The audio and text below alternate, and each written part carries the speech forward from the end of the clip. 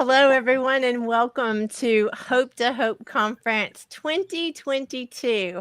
I can't believe it's already been another year and we're here together, but thank you for joining us. I am joined by two of my favorite humans on the planet, and that is my sweet Jill Olish and my sweet Adam Rothenberg. And yes, they are the famous ones behind the My Sexy Business team. So we are excited to get this party started tonight. If you have not come to Hope before, you're in for a treat, but I am going to give you a fair warning. You may need to go ahead and get some tissues ready, and you may need to not be drinking coffee when some of the stories are told because you may giggle and spew coffee everywhere. So either one of those things is subject to happen. And before we go any further, or I even let them say anything, I have to apologize to my sweet Carrie Zarb, who is my co-host. But in pure Princess Problems fashion, I got the time zones wrong and thought that it started an hour later. And so she is rushing around because I gave her the wrong time. The entire time we've been planning this, I've been giving her the wrong time.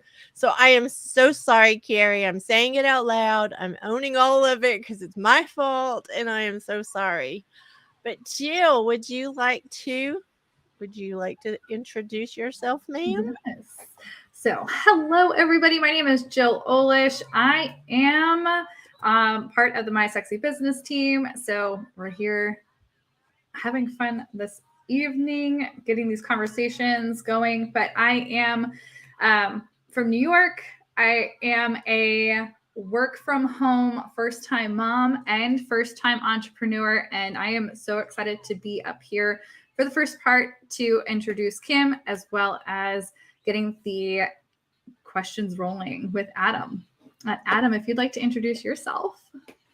I would love to. Good afternoon, good evening, everybody. My name is Adam Rothenberg. I am also a member of the My Sexy Business team and helping with behind the scenes for tonight and with other parts of the business. And when I'm not being sexy with them, I have been cooking up the secret sauce to a successful interview. With over 1,500 interviews under my belt, I have served this recipe over and over by pulling back the curtain to reveal the secrets of my guests' lives and careers. And I'm very excited to be here tonight. Awesome. Thank you both for being here with me to kick us off. I do want to kick off really quickly where Hope to Hope came from. I want to say just really quickly, this is our, I don't know what number. I'm a hot mess tonight. I'm not even sure what number this is, but we have been so blessed by doing this conference. This is my favorite event of the entire year, every year. And there's so much of a backstory. I just am excited that you're here with us.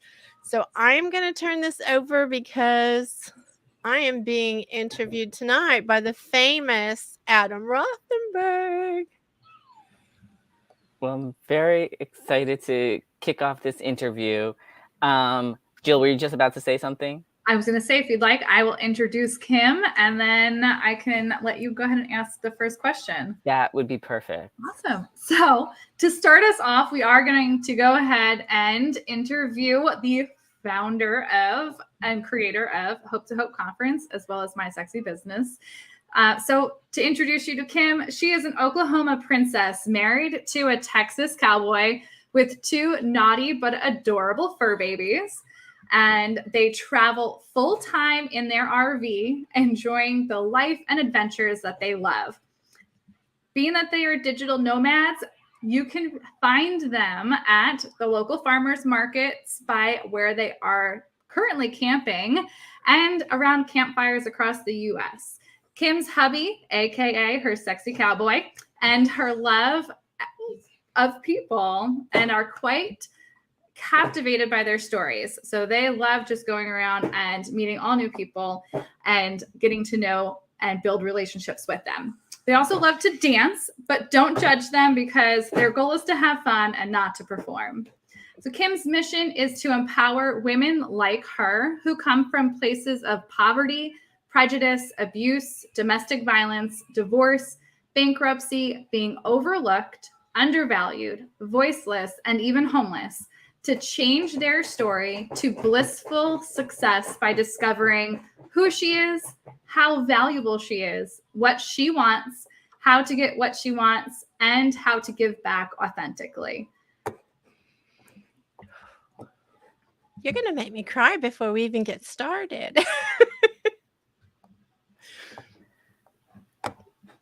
So let's kick things off with this question, Kim. So Hope to Hope is in honor of your son. And if you could talk a little bit about let's start with, for people who don't really know about the conference, how did you come to do the first conference and then make it an annual tradition? Well, next week will be 21 years since my eldest son passed away. He was a teenager at the time, and I was devastated. That's the hardest thing I've ever had to go through in my entire life. I realized at the time that I was really, really struggling. I didn't know how to get through it. I'd never experienced anything even close to that. And so over time, like as time passed, I started finding ways to like come out of being so devastated and so depressed in every area. And I realized there were other people like me that needed hope, that they were going to survive and get through hard things. And so over the years, I started sharing the hope I had found and started kind of gathering up. I was a people collector. Let me say that. I kind of collected people in my life that I loved, and they had great stories to share as well. And when they would share their stories, we realized that we were impacting a lot of lives by helping people understand that they weren't alone, and whatever they were going through, someone else had gone through it before them. And we wanted to be, and I think it's kind of silly, I know, but we became hope dealers. Like that's what we call ourselves. So that was where it started, was just from the loss of my son. And for somebody who is going through this, who maybe is just in the beginning stages of the grieving process, what is some advice that you could give to them, or what is the first step that you took to move forward? I think the biggest thing for me in all the different struggles I've had in my life, where the first thing I wanted to do was to isolate myself. When I didn't know what to do or how to deal with something, I would want to run away and I would want to stay away from people. But the truth is, it's the opposite I needed to do. I needed to find the right people and stay connected, because that's where the healing starts to take place, is where we are connected. And so even though I was broken open and, devastated, it still turned out that I added a lot of amazing people to my life based on that loss.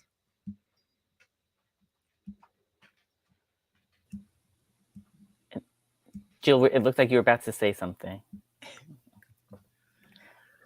And how did you, because you have your older son, right? He's the one that passed away. I'm sorry, the younger son. You have your younger son. Yes. And so how were you able to sort of be there for him, because you're both going through such a process? So for somebody who is also, having other people to take care of while they're going through their own grief, what's some advice that you could give to them, or what's something you did that helped you and helped your younger son? I'll be honest, I think I did a horrible job with my son. I think I did. I didn't know how to handle what I was going through, and I didn't have like the kind of support I needed at the time to be able to get through it. And I think I avoided a lot of things. I didn't know what to say. I didn't know how to I didn't know how to cope, and I didn't know how to share those skills with him. And I'm sad, I'm sad about that. He's amazing, and he's turned out amazing. He's in his 30s, so he is full grown. But at the time, I will just tell you, I feel like I failed him because I didn't know how to get through it. And that's part of the reason I think this is so important is there's lots of people who when they're in a melty situation, and melty being either grief or loss or some kind of struggle, that they need the hope that they're going to get through it and they're going to be able to help their family through it as well, because it is hard to go through things by yourself, and it's hard to know what to do when you've never faced those kind of things before. And how do you feel this conference has helped you, or what have you learned about hope from hosting the Hope to Hope conference? I think the biggest thing I learned was that it wasn't just me. I felt like it was just me that was going through something and nobody else would understand.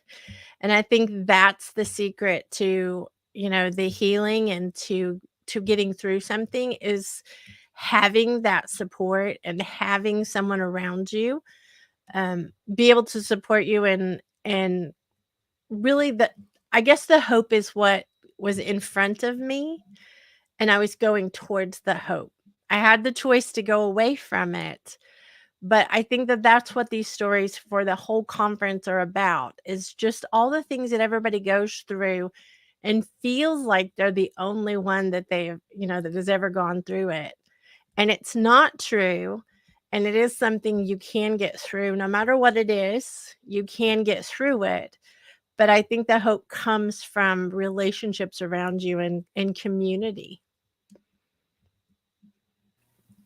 And you mentioned that you walked towards the hope. What do you think made you walk towards it? Because there are plenty of people who would not be able to do that. To be honest, it was the people watching, like my youngest son.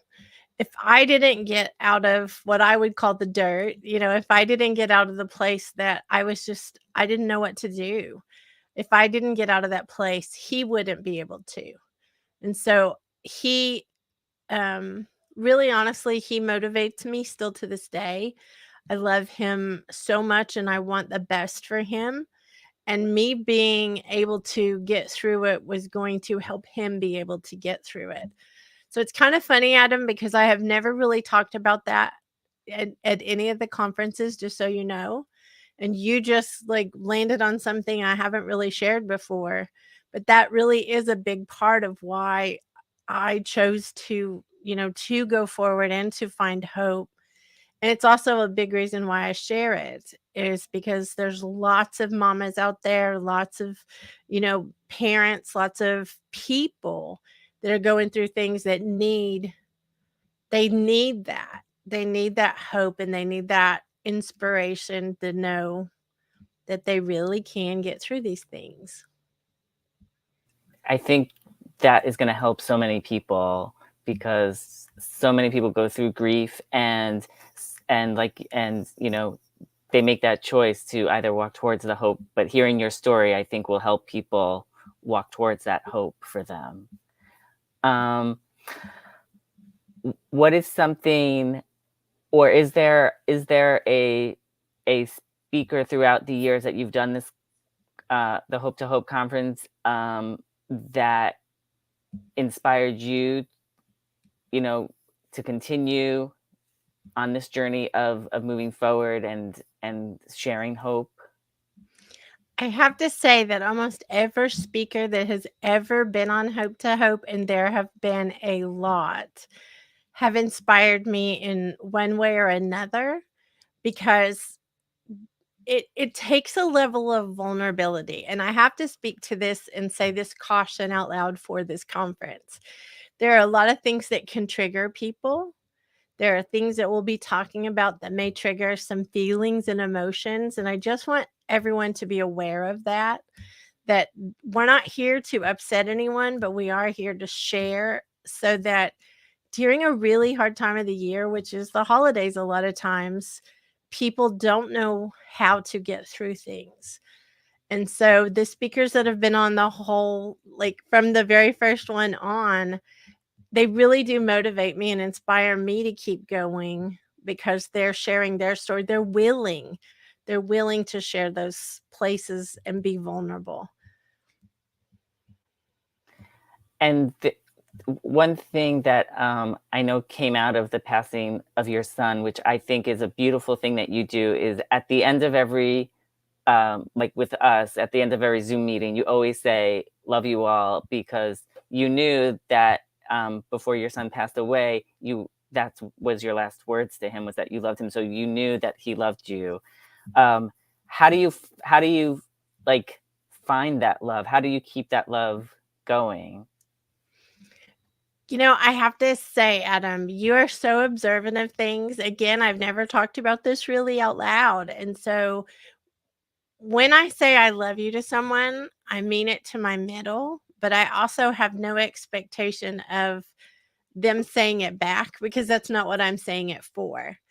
And so I think that that's a part of just understanding that we are mere mortals, that at some point we will leave this life. And I want the last thing that you hear from me always to be that I love you.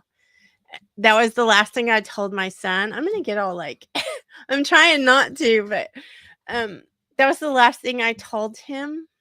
And I had no idea I would not see him in this life again. So it means a tremendous amount to me to know that I was able to say that to him, and I don't want anyone in my life to ever second guess whether I love them or not. And to me, I know it can be annoying when you hang out with me a lot, but at the same time, that's it's very intentional. Yes.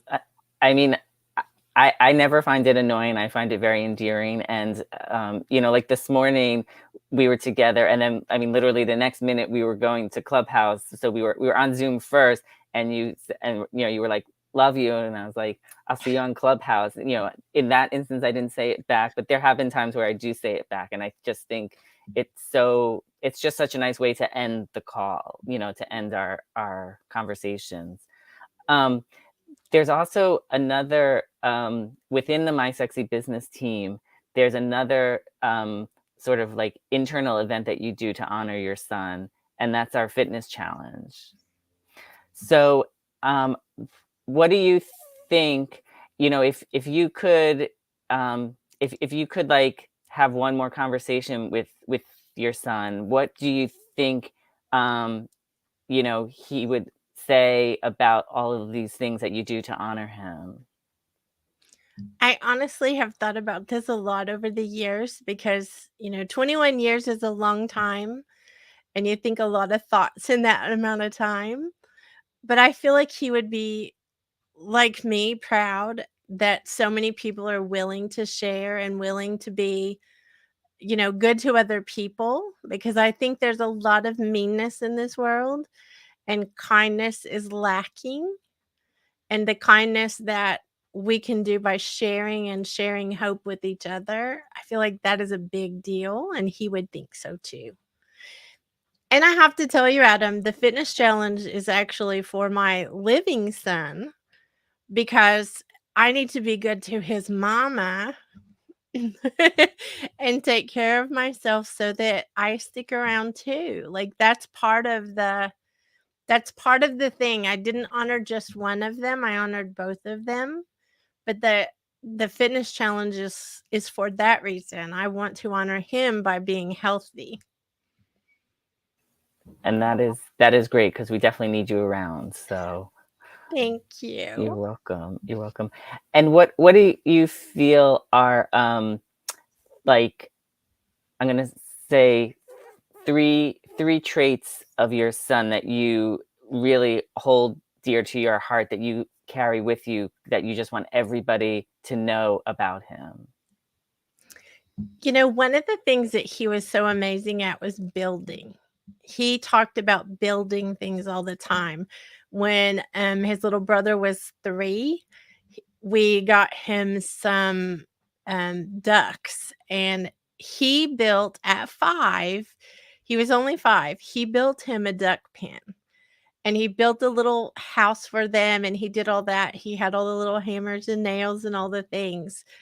And I look at that and I think his persistence, his patience, his tenacity is part of how I feel about people building businesses. And so that same builder, I don't want to build like with hammer and nails, but I feel like I do build with relationships. And so I think that's probably the biggest thing I got from him, but that tenacity, the curiosity, his kindness, he was very kind. Those are some of the traits that I hope I can, emulate. Well, I think you do a very good job with that. Oh, thank You're you. welcome. Jill, did you have anything you want to add? Yes, I have a question for you, Kim. Oh, So I know around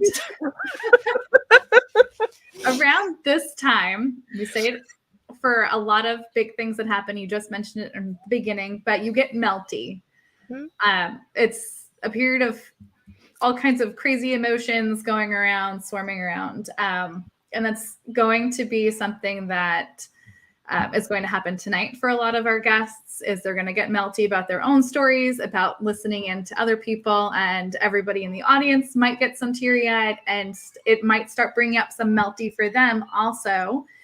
I'd love to know, and I hope that others might find this information useful, but how do you, as you put it, guard your melty, especially coming into an event like this and then coming to right after the actual anniversary? How are you guarding your melty and yourself in this time? So I'll tell you some really serious things, and then I will end with a silly one. But one of the things I do is make sure that my bandwidth is guarded on my calendar. So when I know it's coming up to an anniversary date, I lighten my calendar load. I take a lot of the heavy things off temporarily to give myself space. Melissa Batour Ferry uses the term space and grace, and that's what I feel like we have to do when we're melty, is to give ourselves space, which is time, and grace to however we're feeling. Don't stuff those feelings. I think when you're guarding your melty, a lot of people will take it as you hide that you're you know emotional, or that your emotions are escalated. And that's not what it means at all. It's feeling what you're feeling, being okay with it, and not even judging yourself on why you're feeling that way. Just allowing yourself the space to be emotional. I miss my boy. Like, that's just point blank. I miss him every single day. Not every day is a melty day, but I will tell you, this time of year, I can pretty well tell you what we were doing this day 21 years ago when it was leading up to it. We were having one of the best times of our lives all together as a family and doing different things. And so, you know, events or trauma or things that happen are cycles. They come back around during that time of year. And when you're guarding your melty, you do things to protect your people time. Even you can guard yourself by getting extra rest, or by taking care of yourself a little more, or doing those kind of things.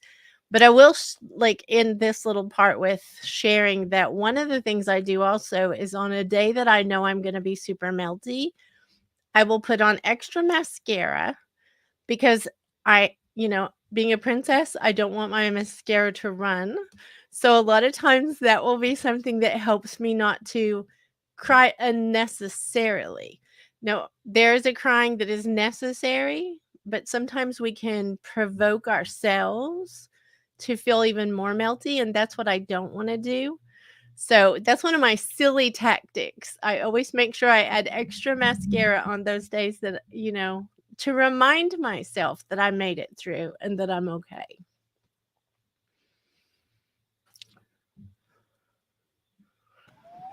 Thank you for that. I'm trying to think if I have Adam, do you have any more questions for Kim? I would like to know what is like the one of the happiest memories you have with your son? Oh my goodness. This is going to be a silly one, but it is one of my ones I love. I am guilty of loving to go fast. I love to drive too fast. This is, rumor has it. Let me put it that way. Rumor has it I might drive too fast. Rumor has it that I like, anything that's just super fast. And we had a four-wheeler that we were out in the country and we had lots of hills and things. And he hopped on the back with me. Normally I would ride with them. He hopped on the back with me, and I was doing my usual loving to go fast up and down these hills. And when I stopped, he got off, and we were about a mile from home. And he said, "I'm walking home." And I said, "Why would you want to walk home?" He goes, "I'm not riding with you ever again." And so it's actually one of my favorites because here's the teenager, saying he doesn't want to go fast. And here's mom like going way too fast. So it was a little backwards. Oh my gosh, I love that story. Jill, do you have any questions that you want to ask as well? No. Declan answered for me. No. Declan's all done with the questions. I think we can move on to our next beautiful guest, honestly. Thank you all for asking questions because I really never know what to say when it comes to this, and it helps to have you all with me on such an occasion. I just want to say thank you out loud to Jill and to Adam because they make my life so much sweeter being in it and being a part of everything I do. And so if it wasn't for the two of them, we would not be having this event tonight because they did all the behind the scenes. They have taken care of everything. And poor Carrie, who still thought it was, another hour to go before the thing.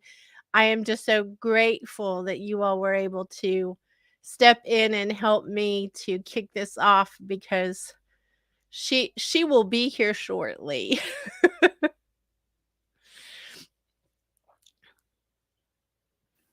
Great. Well, do you want to introduce our next guest, and I'll go behind the scenes to help get her up here?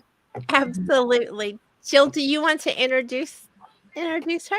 Yes, I will. Okay, so up next we have Melissa Stutcher, and we are so excited to have Melissa here. So I'm going to go ahead and tell you a little bit more about her, and then we'll bring her on up.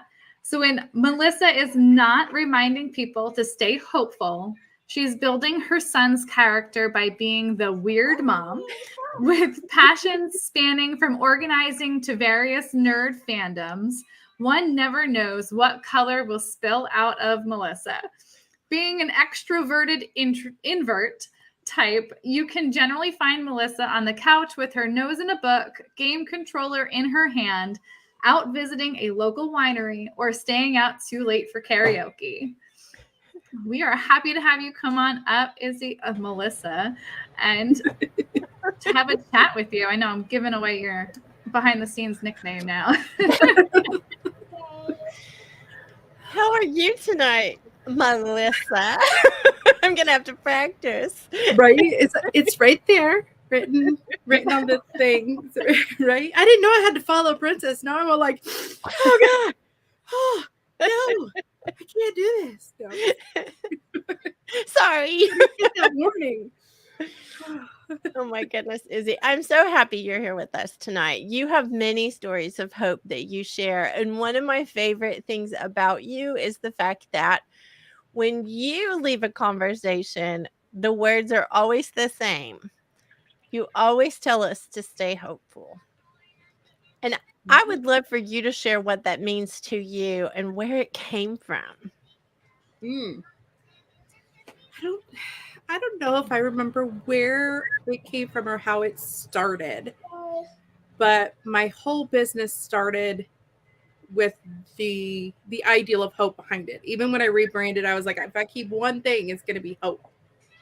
And so the importance for that message, that concept for me is humaning is hard. Period. And then you're momming, and then you're peopling, and then you're businessing. And so the hope is that shining light that we're going to go to. It's like, okay, today might be dark, but there's that hope bulb over there. And I think that's what really resonated with me is starting a business, being a mom was hard. But when I realized that our lives could change and that we can make an impact on somebody else's life, that was the hope for me. And that's where it kind of like bloomed from, and that's why it's important to me. I love it, Izzy. And you are our organizing queen. Let me just say this out loud for everybody to know. You are the one who brings all the organizational kind of things to our whole community. You keep us all kind of in line and in check with that. And I love it. But when you say stay hopeful, what are you saying to us? Like, what is it that you're saying? Just keep swimming. And that's what it is. I mean, if you lose hope, then you kind of lose that will to keep going. And so even if it's not just organizing, if it's just like, okay, I'm going to stay hopeful and not lose my stuff tonight, right? I'm going to get through the day and make it to tomorrow. Especially in our community, we have so many people that just keep getting up, right? And that's stay hopeful. So can you share a story, Izzy, of when it was pretty bleak for you and you came out the other side so someone can have hope that they can get through that same kind of thing? I love the look on your face. Like a business one or a personal one? Whatever. This is where you get to decide. I can't help what my face says. We should speak to that for a second. Our sweet Melissa, she wears her feelings or her thoughts. I'm going to call it her thoughts on her face. If you ever want to know what she's thinking, don't worry. You'll see them. You don't have to worry. You'll see it. Mm-hmm. Yeah, it's the open book right there written on my face. Yeah. Get you in trouble though. No, don't do that on purpose. I don't know. Gosh, I don't know. I don't know. I think one of the most oof. There's been a handful. Looking back on your own life, you go, oof, right? And so I think the one that is most resonatingly true to me, especially this time of year, is overcoming the relationships. You know, like splitting from my son's dad. Woo, Lord, child. It's like, yeah, I'm going to do this. Holy crickets. I've never been a single mom before. I've never had to, find the babysitter, get him there, get him here, get him there, get him here, and hold those arguments while keeping it together. And then you go on the whirlwind of dating as a single mom, or don't do it. It's a trap. No, but it's not. It's a trap if you let it be a trap. But if you are comfortable with getting back up and having standards and knowing, okay, well, this is the deal. We are a package, and that package includes his dad, and it's going to be awkward and uncomfortable. I think that seeing those ups and downs of the last, hold on, math, 10 years. Holy smokes. I've not done that math before, but almost 10 years since we split. And I've gone through a couple relationships, and knowing that, you know what, I don't need validation or a partner or anything like that to be a full parenting person for my kid. And you, especially as women, we get, okay, well, you have to have a partner. We're programmed to get married and make a family. And I was programmed to break the rules, I guess. Gosh, 10 years. So if someone's watching and they're like struggling with understanding all that, yet they're going through the painful parts, because there's a lot of painful parts to what you're speaking about, what would you suggest to help them know that they can get through it and there will be like good times still? Because I think that was a fear of a lot of people. There'll never be another good time. Yeah. So will you speak to that so that we can share hope with all the single mamas? Yeah. Sorry, you already got me. Humaning. It was a hard lesson, and it was a hard lesson within the last 5-6 years, because one of my serious relationships after my son's dad was somebody I'm still close with, but it just wasn't like, that's not going to be the level that works. But knowing you're hard and fast, I think, would be my best advice. And I mean that when I was told I was not enough, and that you always put your son first, that's not fair. That's the hard and fast. Sorry, you feel that way, but this is the package, and I'm enough, just not for you. And I think knowing those hard and fast lines and standards for yourself and for your home, this is home base. Like, kiddo that's it. This is the package deal. He is first. If you need to come first before him or even myself, go find somebody that will make you first. Because that's a hard and fast rule for me now. It's like, no, you need to know who 1 and 2 are, and it's me and Kit. Knowing that, though, Izzy, it pretty well makes it easy to know whether it's a right relationship or not. Yeah. I feel like that's it. And Jill, do you have questions? Because I'm just like going on. Like, I do have one for you, Melissa. I'd like to know what's something good that has come out of your struggle. I think my biggest good and my everyday reminder of good is I don't have to fit in your box. The picture someone else has for your perfect life is not necessarily the picture you need to try to paint for yourself. And I think that constant reminder is my happy spot. Like, that's what's come from this. Be like, no, but it's pretty hopeful, even though it doesn't look like what you think it should.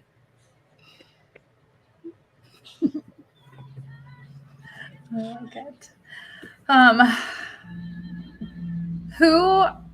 I guess my next question would be, I don't have the experience like you do. I've never come near that myself, but I have something that I'm sure you probably have also, which is a village or a support group of other people that have made it through similar struggles like you. Who is one person that stands out to you that has been that one person that has helped you through this the most? Like that rock. Tell us about them, not necessarily who that person is, but what about them has made them that kind of person for you to make it through this? I don't know. And I don't know because I didn't at first. Okay. I am it's hard. No, blocks, walls, get out. Your opinion is unwanted and unneeded. You can take it over there. And especially at the time of all the people are they give all this advice from experiences they don't have and opinions I didn't ask for. And so I was just like, shut off. I did for years. For a few years, I was like, no, nobody needs to know me or our situation or anything inside our four walls. But a few years later, we enrolled my son in Taekwondo, and I found my people. I found, and Kim knows one of them. Like Kim knows probably all of them, but I found the people that have had similar experiences or just didn't care to try to change me or give their opinion. The people that are like, okay, so do you need wine or do you need me to bring you the big girl panties? Which way are we going here? Right. And you find those people. And for me, it just happened to be a couple years later that are like, okay, do you need to suck it up or go team? And you find those people that are okay with your various colors, like all the colors we have, and that know, okay, which way are we needing to go today? I'm in either way. I'm driving because you're unstable, but I'm in. Just tell me which path we need to go. And I've got two solid ride or die chicks and then one guy that are just like, okay, but which way are we going today? But they also don't let you fall off. I'm like, no, you've had your pity party, Melissa. Let's go. Just get up. Just like, I don't. Okay. And so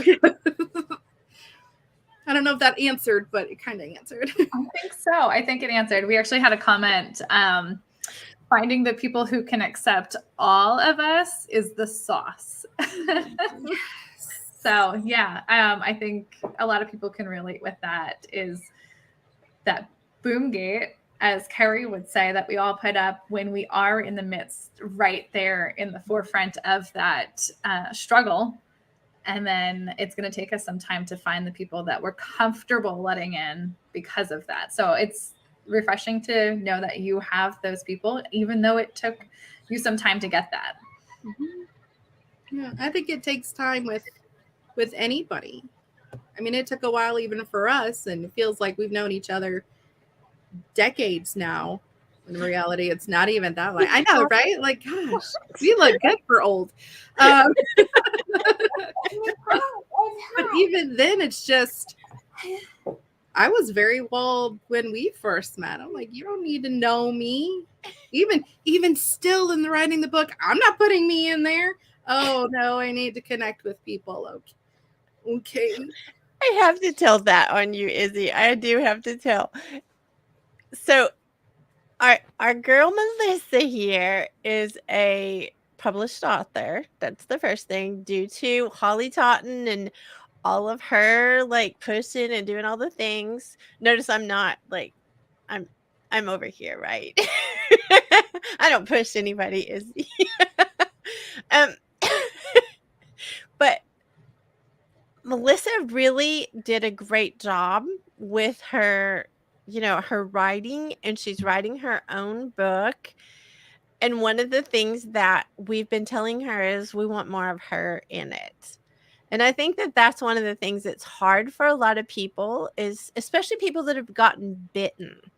And I think that that's really what it is a lot of people think I'm an extrovert, but I'm really an introvert. I'm just loud. Like, so I think that that's one of the things that a lot of people, though, that get bitten, they stop trying to have relationships. And I don't even mean romantic relationships. I mean friendships or just people. And when you give up on having human relationships, it really does not do you well. It causes like isolation, and a hopelessness can happen when you are isolated. But the fact that you, even though it's uncomfortable for you or for me or for Jill or for anyone to take that chance again, I admire you, Izzy, because you have Melissa.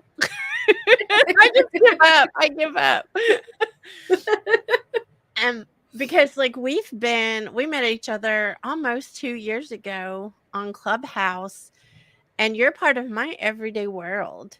Like you are there, you are always supporting, you're always amazing. And I look at all that and I think what a sad thing it would be if I didn't know you. If I didn't have you in my life, I would be like sad about that because you are an amazing human. And so I look at that and I think if anyone's out there and they're afraid to have relationships, Izzy, you and I are good examples of this. What if I didn't have you in my life? My life would be lacking you. And so I think that that's a pretty admirable thing, that even being scared or, wanting to stay away from people for a while, you have taken the chance on people. And you have developed relationships. But we don't know what we don't know, right? Hmm. So I think, I would not change our relationship, but had we not met, I wouldn't know that I needed you in my life. So then I wouldn't know that I was, I'm not missing anything. I don't know that I'm missing. Now it's just like extra spice in the pot. Yes. We definitely spicy. Right? People that encourage you're crazy. Hold on.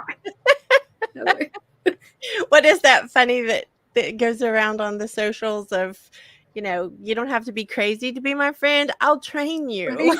I'll train you. I got this. I love it. Which is hilarious because I know who's following me. And so, the spice is like hot and spicy and tabletop right off the gate. Like, woo, let's go. Do not encourage our next guest who is listening intently. I'm just gonna I don't have to encourage him. I know. It's like we started with Kim and now I'm like, oh crap, I gotta follow Princess.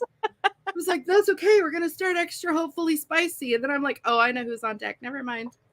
I'm good. I'm a mellow step up. So the next person in the green room is definitely spicy, and I'm just going to give you all a little bit because I don't want anyone to feel left out, Izzy. In the green room, we can see, while we're on StreamYard, we can see someone making faces and doing all kinds of things, keeping us hopeful. But that's who Izzy is Melissa is referring to at this point. I'm sorry. At this point, I should have just put Melizzy on the screen, I think. Exactly. Exactly. We'll answer to whatever. So will you share with everybody something, that they can walk away from tonight hearing this conversation with you, and they can take a chance to on relationships, or they can, be brave again and courageous enough to put those boom gates in place, but still allow the opportunity to be people-y again? Only if you want to be people-y. I think my advice, and I don't like advice, just, my thoughts outside of my brain are just go with your gut. Do you, boo? Do you? Like, and it bothers me when everybody tells you should be over this by now. Oh, you should be doing this. You should. I'm like, you should over there. You should right out of my face because I'm not on your timeline. I'm not in your box. And if I'm uncomfortable with that, then should yourself over there. And I don't want anyone to think that they're off or something's wrong with them or they're doing it incorrectly because their thing doesn't look like that thing, right? My relationships don't look the same. My parenting style does not look the same. If any of you guys have seen me and my Sunday, we are extremely tight and completely disconnected all at the same time. It's called a teenager. It's called a teenager. I know I could holler, be like, hey, my coffee's cold, and he'll go heat it up. But at the same time, oh, do you really need more coffee? Right? So do what works for you would be my only outward brain thoughts of if it feels off, trust that. If it feels right, try to trust that. It's hard. That last part's hard.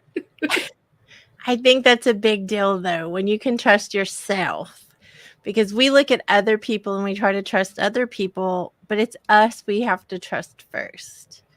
So you just brought a whole lot to this conversation, ma'am, because that is a big deal. It is a big deal. We are taught our whole lives not to trust ourselves. Yeah. And to get to the place where you do trust yourself, and that does bring hope, like a lot of hope. Yeah, that's what keeps me going. Some days. Other days, it's okay to lay in bed and cry. I have a whole box of tissues. I'm ready for this conference. Let's go.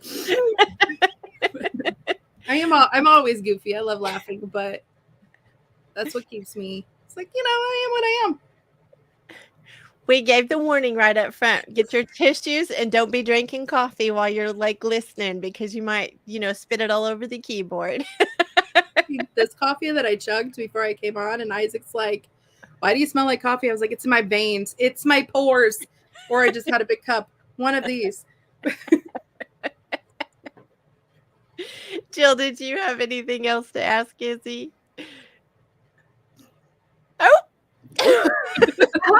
I wanted to lastly know, how is it that you guard your melty, especially listening today as a listener as well as speaking as a guest speaker? How are you guarding your melty during this and around the other seasons that kind of make you a little melty? How do I guard my melty during things like I don't very well? I will tell you that right now. But I go out of my comfort zone more. So going into this, I'd be like, okay, I'm not uncomfortable. Right? And it's been like that. I've been melty all year. I'm not gonna lie. It's been a year of, what's today gonna bring? Coffee or tequila? Who's really gonna know? But I don't always guard it. But when I recognize it, I do something forward. I'll be like, you know what, stranger at the store, that's a really nice blouse you have. Right? Kim, you're going to have a great conference. I'm so excited to be part of it. Adam, you're doing amazing, pushing the buttons. Jill, we already love you. You know this. You keep us all together. And those are the things like I will reach out intentionally to at least 5 people. Even if I'm just like, I don't even care. I don't want to care today. But you know what? I recognize that. And I intentionally take a step out to encourage somebody else. Because when you can't see, like when you're uncomfortable looking in the own mirror, you can at least look at the reflections and smiles of others. Oh, Izzy, I have to say, you just brought like something super important to this conversation and everybody listening. When you're feeling hopeless, if you are sending hope to someone else, I don't know what that does. Like I don't have a science explanation for it, but all of a sudden you will have more hope because you're reaching out and you're helping someone else. There is something to that, like something big to that. So I love that. Thank you for being with us today. Thank you for having me. We're so grateful for you. This is our official organizing queen of the community. And if you want to contact her, please do reach out. You can go to hopefulsimplicity.com. And let me just tell you, this girlie is one of my favorite humans as well. We could not do a lot of things without her. So thank you for being part of us. Thank you for letting us love you. And thank you for being with us tonight on Hope to Hope. Thank you, Kim. Thanks, Jill and Adam and everybody.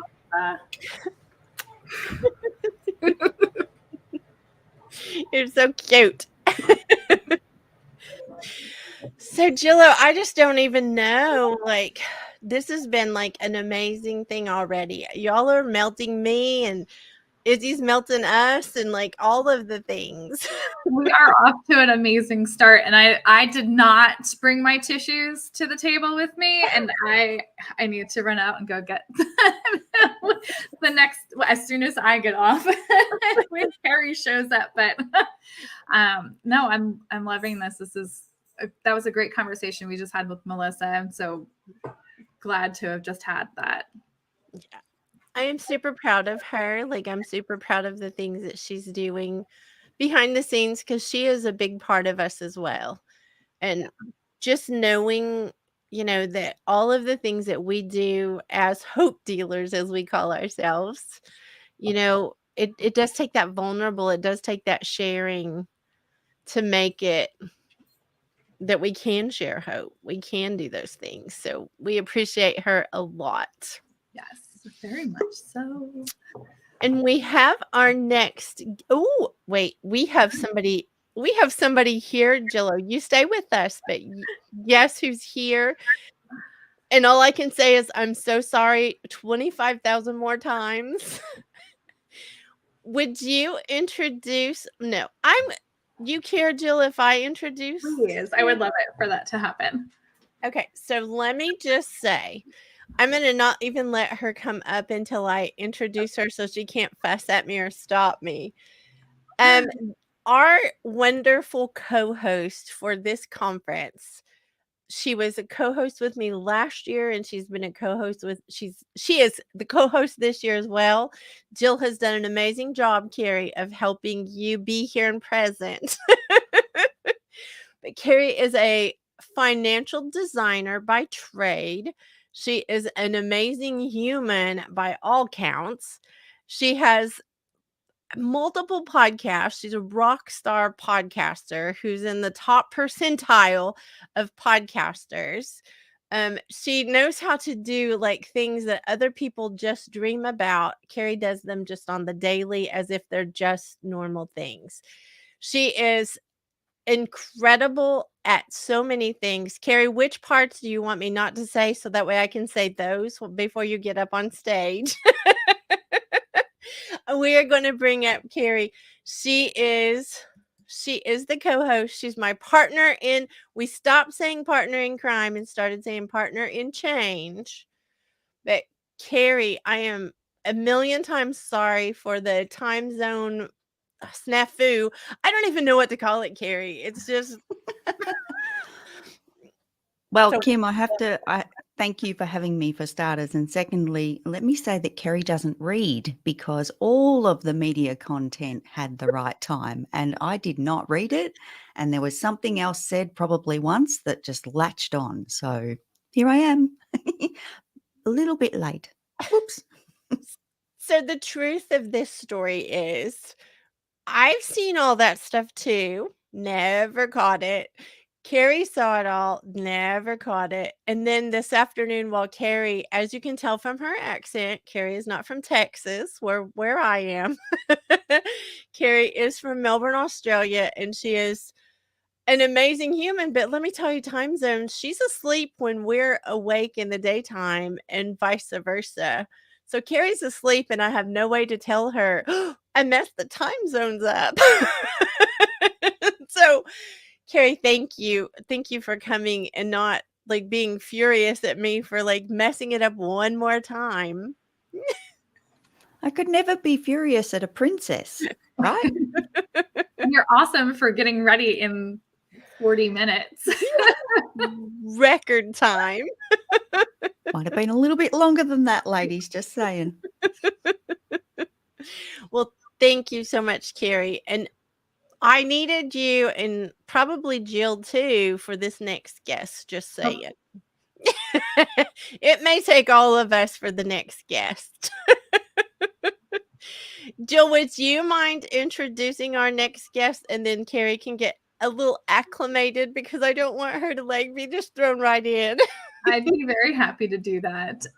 So we are going to welcome our next speaker to the stage, Jesse Hernandez. Jesse was born and raised on the south side of San Antonio, Texas. And the landscape of his career ranges from grading ditches to counseling executives. His trek through the org charts has helped him appreciate that we are more alike than we are different. He leverages this insight and experience in supporting the clients of Depth Builder LLC in cultivating buy-in. As a lifelong San Antonian, SAISD, SAISD alumnus and second-generation plumber, Jesse is committed to enhancing the image of careers in the trades. His message is one of contribution, ownership, and vulnerability.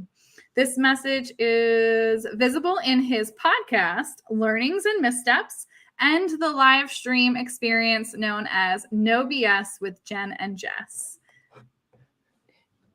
So welcome, Jess.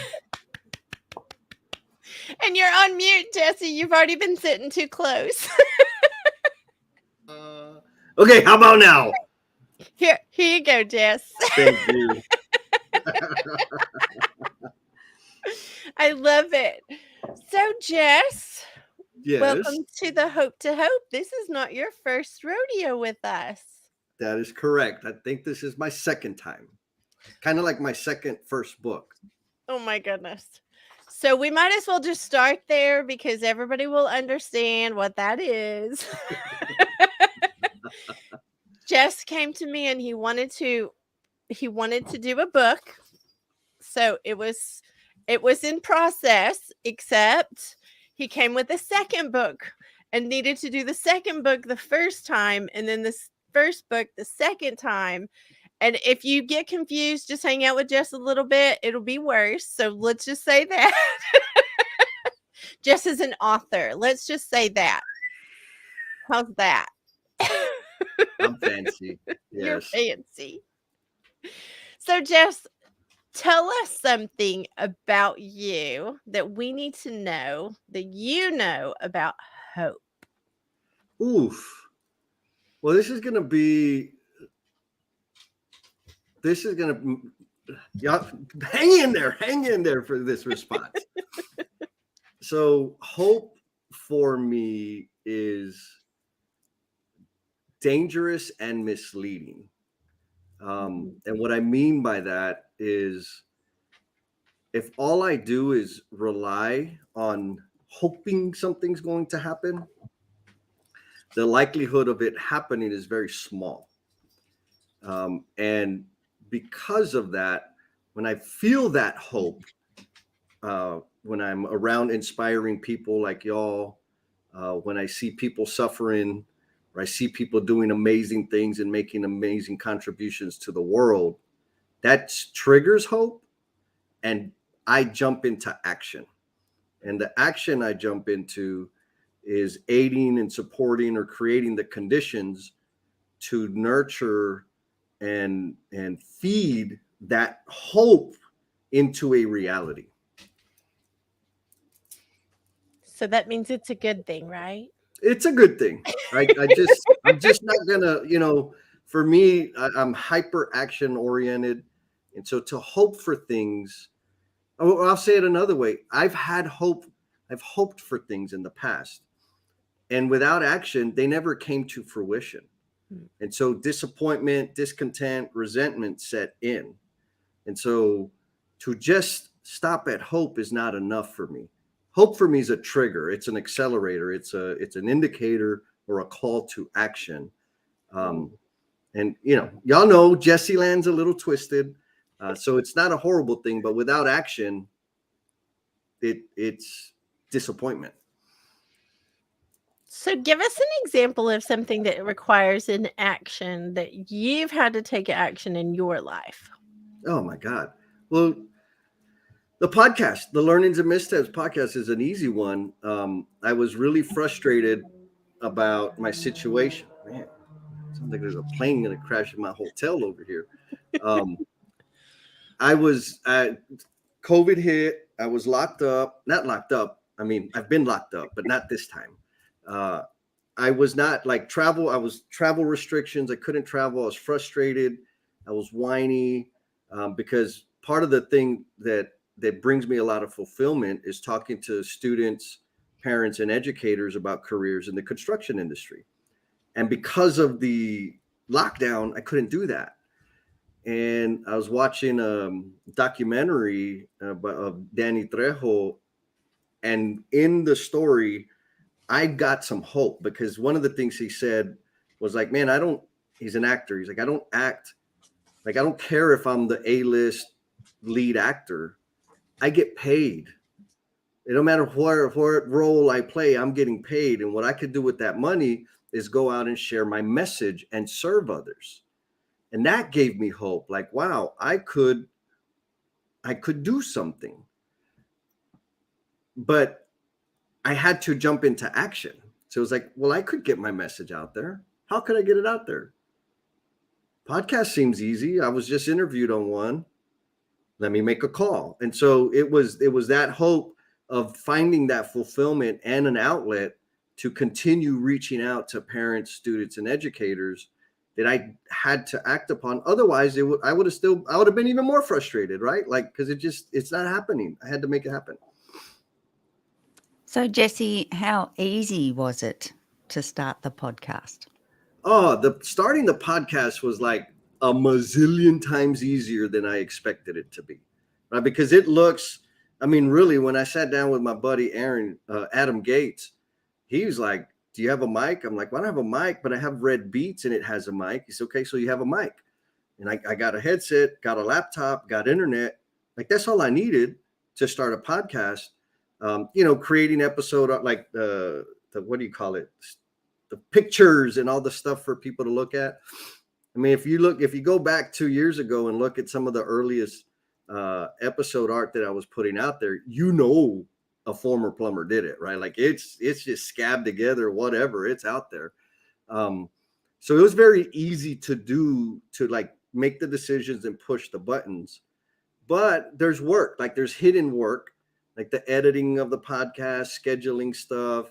And then, with some repetition, I got lots of reps in, and it's like, well, I could do a little bit better here and a little bit better there. So if I look back over the 2 years on all the things that we did, and if I were to explain those to somebody, it seems like this mountain of work. But to get started, it was a very small amount of work. And like maybe the biggest hurdle to overcome was my apprehension or insecurities about how people would respond to what I was putting out there.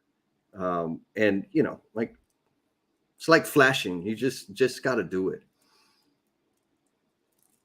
Flashing as in the covering of a building? Yeah. No, like streaking down the street. I tried, Kim. I tried to lead him in a better direction. Okay, I'm unmuted again. It's definitely the coverings on the street. We're going with that one. So, Jess, I'm going to intervene real quick because when you get uncomfortable, you start saying stuff that ought not be said out loud on live streams. I want to talk about what you did to lead the entire construction industry. You gave me a stat that I didn't know. I'm going to say that. I did not realize the high percentage of people who commit suicide or die by suicide from construction. I had no idea about that. And you have done some live streams. You and Jennifer Lacey did live streams that were talking about relationship things because of your care and your concern for people. Yes. That's what turned into your second book or your first book, however you want to frame it. Yes. But that book talks about the relationships and talks about all of the things that go on that can, and I want to be very careful how I word this because I don't want it to sound like I'm making light of anything, but it's a fun book, the way that it's, laid out and all that kind of stuff, but it's a very serious topic. And you wanted to address that crazy stat that sounds, like a stat, but those are people. Yes. Yeah. So the stat is you're 5 times more likely to die by suicide than any other risk in construction. And the construction industry leads all other industries in suicide rate. Like there's a lot of contributing factors to that. And then like that's the end, I'm not talking about the stats around substance abuse, which I partook in, um, mental illness or mental wellness, like none of that. We're just talking about suicide, like the worst part of it. And so we started the conversations, the live streams around some love letters that I got, which were kind of like the end of the relationship because of me. It was all me. Um, and the intent was, so the letters, when I received the letters, I knew that they were going to be valuable for people in general. And it's contextualizing the 5S system that's in manufacturing and construction and contextualizing it to personal relationships, which I didn't write. My ex-partner wrote. And so it was brilliant. And I knew they could help people. And so I shopped it around for about 3 years, shared them with people. And most people thought like, man, you're crazy. Like, yeah, whatever. Anyhow, met Jennifer Lacey and said, hey, girl, what do you think about having a conversation about this? And so she agreed. She was brave enough to agree because y'all already know. And so we started having these conversations, not necessarily about the like a success case study, but more about like the realities of my failures in relationships and her failures in relationships, and how these things, these ideas in the letters could mend that and could help. So that was the idea. We're going to talk about it personal. We're talking about it contextualized to the job site in construction. The people that were attending were comprised of leaders from the biggest builders in the country. What they said was, hey, stop. We don't want to hear so much about the job site stuff. We want to hear more about the personal stuff. And so that by the second video or the second live stream, we started getting more vulnerable because that's what people were looking for, is what's the authentic, real stuff that we're all dealing with, because we're all dealing with it. So we went deeper. Every episode, we went deeper and deeper in terms of vulnerability. And there towards the end, several of the attendees, we started having the after parties.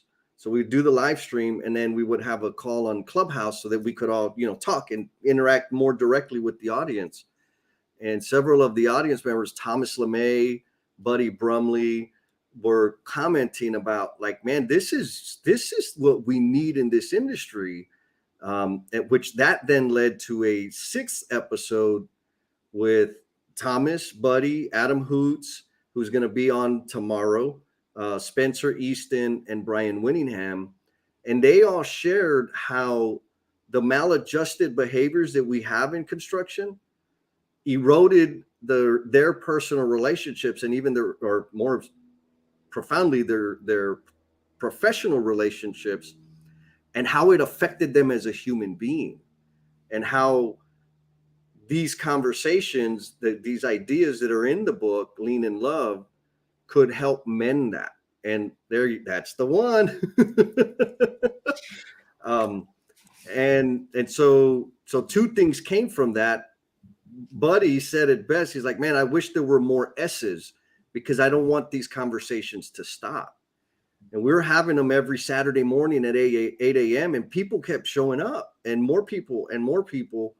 So Jen and I was like, man, we kind of have a responsibility here to keep going. So that turned into No BS with Jen and Jess, which we have a live stream every other Saturday. And we're talking about the imperfect conversations about the human side of work, because we're human everywhere. We're human all the time. Yes. Hold please. So this is the book. This is like, it's on Amazon. If anyone's interested, definitely go get the book. I'm going to read one thing from it, Jess. Okay. And it's, are we making intentional connections with the people we work with every day? Are we acknowledging their value and that they matter? Sometimes we forget because we are pushing deadlines. We have to remember, if we take the people out of it, then nothing is going to happen. I feel like this comes from a place of you understanding this. So I want to slow your roll a little bit, and I want to talk about the fact that the reason this is so impactful is you've been overlooked and you've been undervalued. You've been all of those things as someone coming into the industry. As you know, as a youngster, you came in and those things happened. There were like things that just went on that I would just love for you to speak to that for a minute, because if anyone's watching who is struggling with whatever industry they're in, but they're being overlooked or undervalued, you use those words a lot. Yes. I would love for you to speak to the hope that they need to do something different. Yeah. So I came up as an apprentice on the subcontractor or trade partner side of the business. And, as an apprentice, just like anything, anybody new to any industry, any occupation, there's different ways that people greet you and orient you into that. So I don't think that's a problem. I'm good with that. The problem becomes where I'm going to work to earn a living and do the best I can possibly do.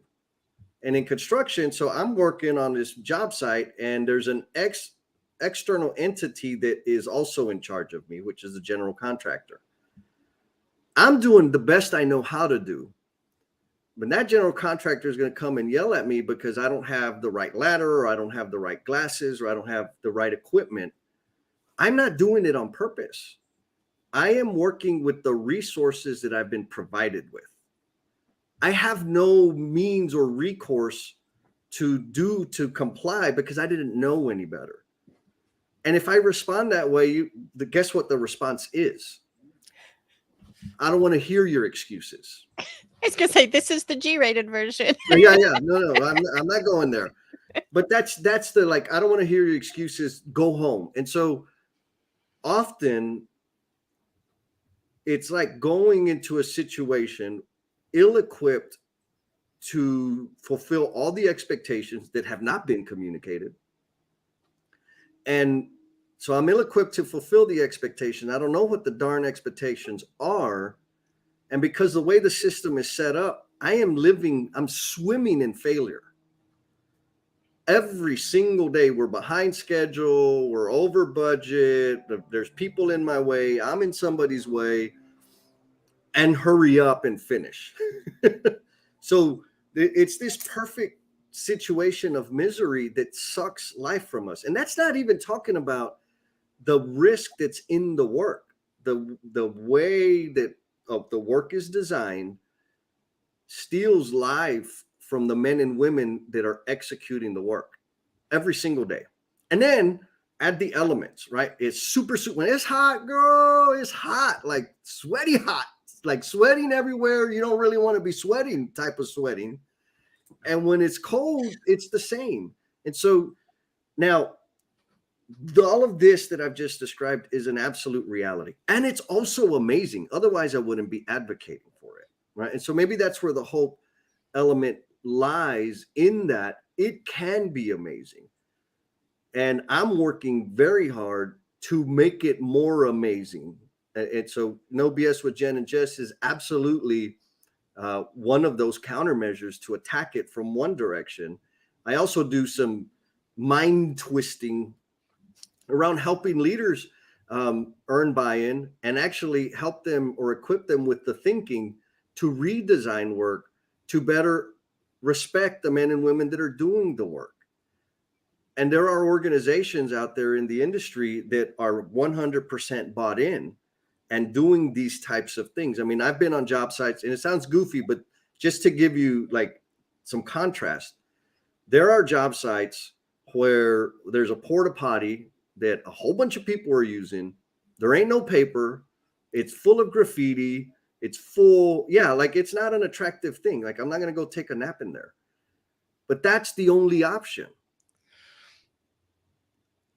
Then there's job sites that have air-conditioned bathrooms with running water, multiple stalls, always stocked with paper, which this doesn't seem like a big thing.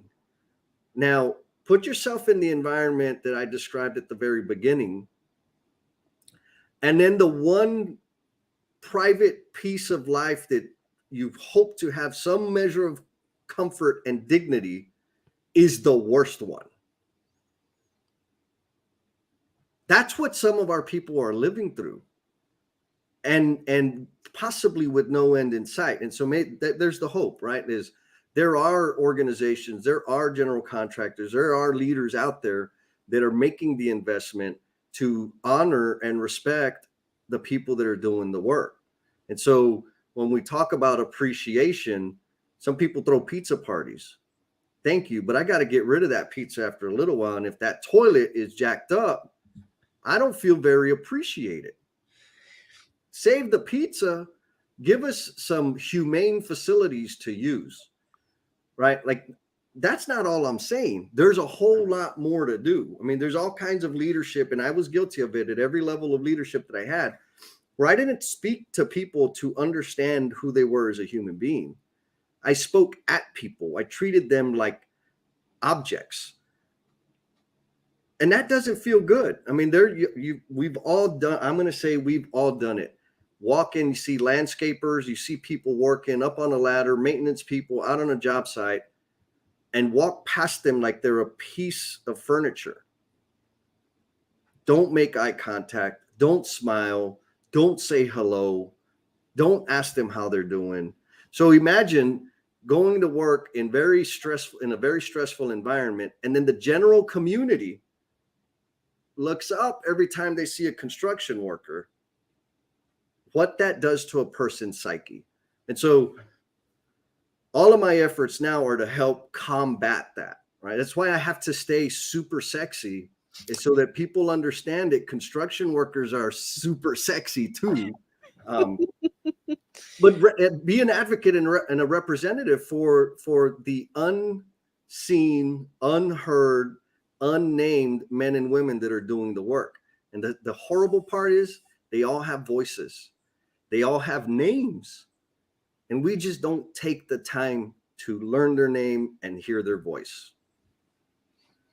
So if someone's listening to this, Jess, and they're feeling like you just described, what is the hope they can have of change? Like, give them something to hope for, because that's what this is all about. Yep.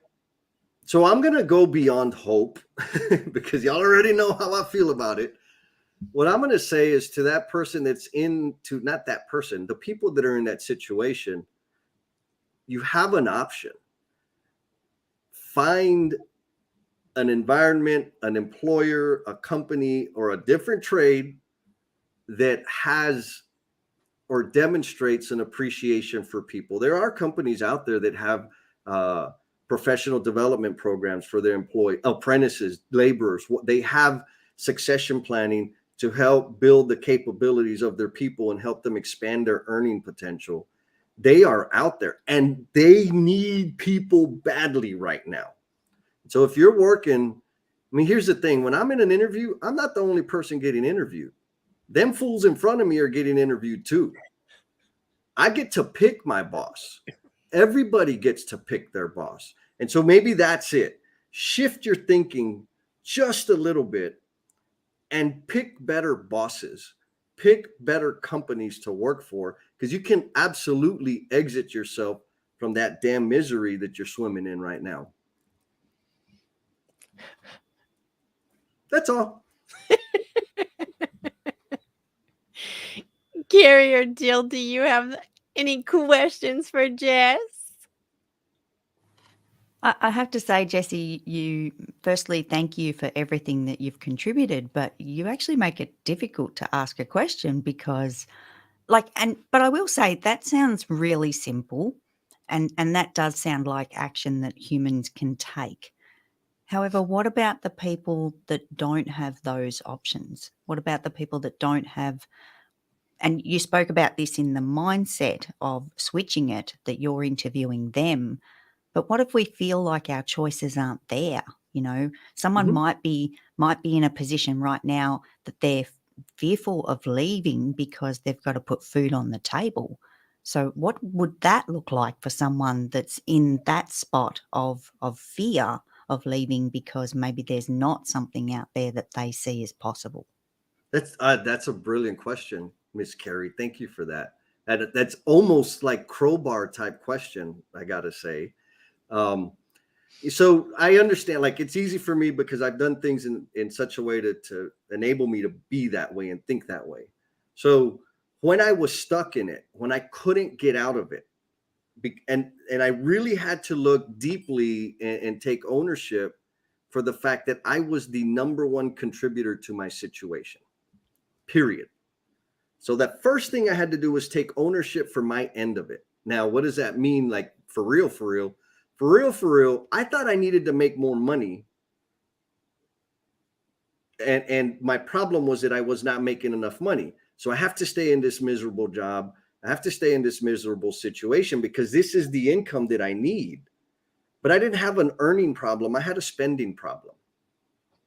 And so when I made that realization, I said, okay, it's a long, so for people that are really in that situation, like, man, I don't want to be hungry. First of all, if you don't know what hungry is, we all have different definitions of what hungry is, right? Some people, there was a time when I was worried, thinking I needed to have this level of income so that I could maintain my brand new shiny truck and go golfing every other weekend and deep sea fishing the weekends that I wasn't golfing. That is not hungry. That is inconvenience. And so I had to switch that. May not be in that situation, but if your current outflow of cash requires you to be in the job that you're in, like, do something, drop the boom gate on that outflow. And it might take a couple of years. And it took me 3 years. But when I finally realized I'm stuck here and I can do something about it, I can stop spending on silly things, right? I can tighten up. I can adjust the way I live. I can stop going to the bar. I can stop going to the clubs. I can stop. Well, I never stopped buying great shoes because I love me some great shoes. But there were some sacrifices that I had to make so that I could design my life such that I could choose my boss, I could choose my work, and I could choose the people I was going to work with going forward forever. But I had to stop and look at what is my part. And I know that this is probably very firm, but I get to choose. We all get to choose it. So maybe there's some hope there. We absolutely get to choose how we're going to respond to whatever is happening in our life right now. We get to choose. And so then the question becomes, what am I choosing to do rather than what do I have to do? I might have to do something for a period of time to create the conditions so that I can choose after that. But the hope I'm going to give you is do an honest, deep personal inventory of what your role is in the situation that you're playing and take ownership of that. Because guess what? I'm the only fool I got any control over, and I can't even control my mouth. So if I'm worried about controlling other people, I'm just spinning my wheels and I ain't going to get nowhere. And I definitely disagree. You can control your mouth. You don't choose to. Well, hold on. You fell right into that one, Jesse. And you are not frozen, mister. Oh, Wi-Fi. Jess, thanks for being with us tonight. We want to make sure everybody can connect with you. If you have listened to our Jesse Hernandez and you resonate with him, please connect with him on depthbuilder.com. Jess, it's been a pleasure to have you on Hope to Hope again. And thank you for the impact you're making in the construction industry and the world. Yeah. Thank you all. Y'all are awesome.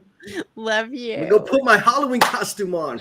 Oh, okay. We're removing Jess from the stage. Love you. Bye. He is a hot mess. That's what we're going to say. I will say one thing I want to add to what Jess said that I think is really important. Anytime you're trying to make a shift or a change, definitely know it's a time thing. Things don't change in an instant. You can make the decision in an instant, but it does take time. And that, I believe, is what Jesse was saying too, is, is he said it took him 3 years to make that shift, but it was a permanent change. And I think that's the hope that I want everybody to hear tonight is, if you're struggling in your job or you're struggling with poor conditions or whatever it is, remember that there can be a change, but don't get discouraged if it takes a little bit to get there. So, Carrie. And Kim, I believe there's something that you say to that about a train and making a turn. Do you want to quote that one? I think a right train or a right turn for a train is a disaster. Anytime we try to right turn a train, it will go off the tracks. And also, Kim, I think we can all agree, and Jessie was saying this, that, making that decision is great and definitely a step that we can do, but then it's about the plan. And it does take time. I think everyone in this conference is absolutely paying tribute to the fact that, when something changes and we need that hope and we need a different direction, that it doesn't happen overnight. And, spreading hope in this conference to show people we're living examples of that change, of that shift, whether it's mindset, situational, whatever the case may be, it can actually happen. It just takes a little bit of time. Of course, he's the one that oh my gosh. Poor Jill. He keeps unmiking me. Oh my gosh. Sorry, guys. Oh, I did really enjoy. I should say, I wouldn't even say enjoy. I think it was very powerful what Jesse ended with on his part, because where I may not be able to relate in the construction industry, that last bit, just about really taking the look internally, figuring out where you stand in changing your outcome. That's I think a lot of practice for hope for yourself. Yeah. Ooh, I agree. I think that's the action that goes with the hope that Jess was talking about. That action is the choosing, probably. So awesome. Well, Jill, would you like to introduce our next guest, or would you like Carrie to? I'm gonna let Carrie do it. Okay.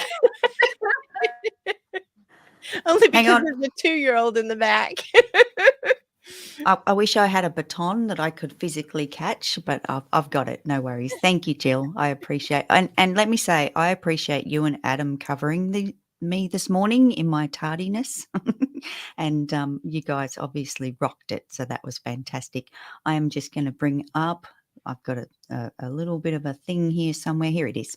So our next guest that we are going to welcome to the stage is Donna Bender. She is the president and CMO of the Donna Bender Company, a branded marketing, corporate gifting and promotional strategy company. Donna is a natural-born givologist and approaches business differently. She has proven that you can build a meaningful, fun, and profitable business by giving with no strings attached. Her specialties include chief givologist, branded marketing expert, gifting strategist, specialist, same thing, creator and host of an online video series, What's Your Expertise? She's a speaker and a creative consultant. And Donna truly believes that her 25 plus years in the fashion industry as the VP of merchandising for Calvin Klein, director of sales and marketing for Salvatore Ferragamo, and consultant in children's wear licensing for Eddie Brewer, New Balance, Laura Ashley, MLB, has been a gift. She has had the opportunity to work with celebrities and royalty, seeing firsthand how to build brands by creating long-lasting relationships. The relationships she built throughout her fashion career gave her the necessary shot to launch and witness the unveiling of her own children's apparel line in Bloomingdale's, Neiman Marcus, and other fine major retailers around the country. Donna is passionate about sharing her proven business gifting strategy with business executives and entrepreneurs to increase their business of giving. Welcome, Donna Bender. Hello. Oh, and you're on mute, Donna. Of course I was. There is a running joke, we must say, amongst all of this community about being on mute, because I'm the worst about it. Just so everybody knows, Adam sent me a special mug because I am always on mute and talking, and Donna sits close to me, so that's what happens. It just does. Donna, we're so glad you're with us tonight on this conference. You know how special this event is to me, and you know how special you are to us. So thank you for being with us. Oh, thank you. And Jesse's a hard act to follow. So just saying. At least we don't have to worry about some of the things you're going to be saying. No, and I won't put my Halloween costume. So funny. Well, Donna, I want to kick this off with asking you what hope means to you. Hope means that no matter what hand you're dealt with at any given time, that there is light at the end of the tunnel. And it's something that when you're going through it at the time, you may not think is possible. You may not believe is possible, but I'm going to start crying already. But, and not even about my story, just about the fact that you have this conference. Just having this conference is such an awesome thing because everybody has so many different things that they've dealt with in their life, and to be able to give people, no matter where they are or whatever they're going through, an opportunity to know that someone else has been in their shoes is such a wonderful, wonderful gift, Kim. And certainly something, when I was going through my things, didn't even exist. It was like, it's like I didn't even know who or what or anyone to turn to. So I so appreciate you having this. Oh, thank you, Donna. Thank you. And Donna, I'm going to jump in because we probably spend way too much time together. For all the people out there that don't have that opportunity, you've come a long way, and you've, like many of us here, and being in this position that we are together in this conference, just take us through some of those things that you've experienced, or maybe just one. Let's start with one, as Princess would say. What's one of the biggest things that impacted you that then gave you hope? Well, I look at my life and my experience personally and professionally, and I have this coined phrase that I think is going to be interwoven throughout my book, which is man plans and God laughs. And it has I'm not going to say it's plagued me. It has been part of my entire life. And when you're young and you're starting out in your career and you're in your early 20s, you don't understand that expression as well as you do when you get more mature, and you have to sit back, and after things continuously don't happen as you've planned them, you have to laugh, because what else can you do? And I have found that my whole career was an example of something not planned. Went to school for speech pathology, wound up in the fashion industry, with a 25 plus year career in New York City. I always wanted to be a mom. I always wanted when the time, I mean, I worked until, for 12 years. We were married for 12 years before, I had my daughter, but, so I wanted a career. And when the time came, because I was up there, I wanted to be a stay-at-home mom, and that didn't happen. And it still hasn't, it still hasn't happened. But my daughter's 32 now, so it's different. So now's my time to enjoy my career. But so the only thing I can say is that life just isn't always the way we plan. And everybody who's speaking here tonight, I'm sure, can attest to that. Absolutely, Donna. And I think you're right in what you're saying, because we can make the greatest plans, we can have it all mapped out, and many of us do. Particularly, I don't know about anybody else, but as a young female, I'm sure I had a vision of, growing up, choosing a career, getting married, having kids, and having the big house and the 2.5 kids and a dog. We all can absolutely paint that picture for ourselves. And you're right, it doesn't always go to plan. A lot of us have those speed humps and hiccups along the way that we don't expect. And Donna, what was probably the biggest one for you that gave you that opportunity to shift that mindset and turn things around? Well, having my daughter, I mean, I had an amazing career, as I said, that was just by fluke. I, I got a phone call from a friend from a payphone in New York City who said Calvin Klein is looking for a salesperson. I didn't even know who Calvin Klein was at the time. And so that phone call, made me call for an interview, and I called 7 times because I didn't hear back. And they were impressed with my drive and my persistence. And so I had an amazing career, from Calvin Klein to Ferragamo to traveling to Italy to, meeting celebrities. I mean, it was an amazing career. It is something that I will treasure. And I say to this day, that was a huge gift for me. But I really, really, really wanted to have a child. And so when I got pregnant and I had my daughter, I remember walking around Bloomingdale's and not finding anything I wanted to, and I didn't like what they had. So I came up with an idea for a children's clothing company. Doesn't everybody do that? And then you take a shower that night and put the whole plan together in your head about how you're going to present it and all of that kind of stuff. And long story short, the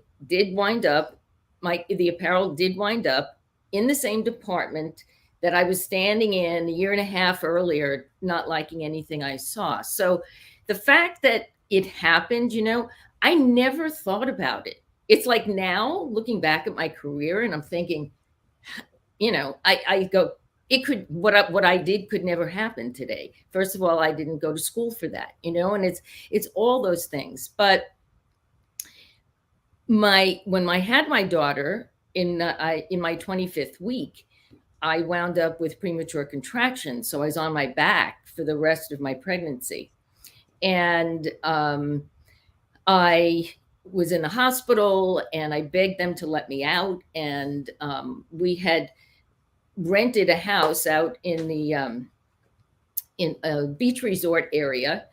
And my ex-husband at the time was doing a lot of traveling. So I had a woman come and she took care of me. And it's so funny. This was my life. She would come, help me get into my bathing suit, bring me breakfast, and then help me get into the float in the pool. And I would float until lunchtime. And then I would get out. But you have to understand something. I gained 52 pounds with my daughter. I was a beached whale that she had to get out of the pool. So I tell you all of this because having my daughter was the most important thing for me. And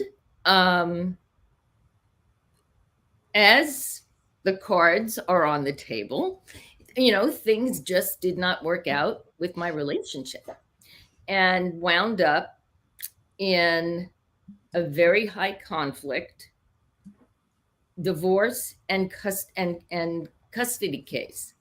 And so here I am, that was the most devastating thing ever for me, because I gave up my career to have her, was on my back to have her, and now someone wanted to take her from me.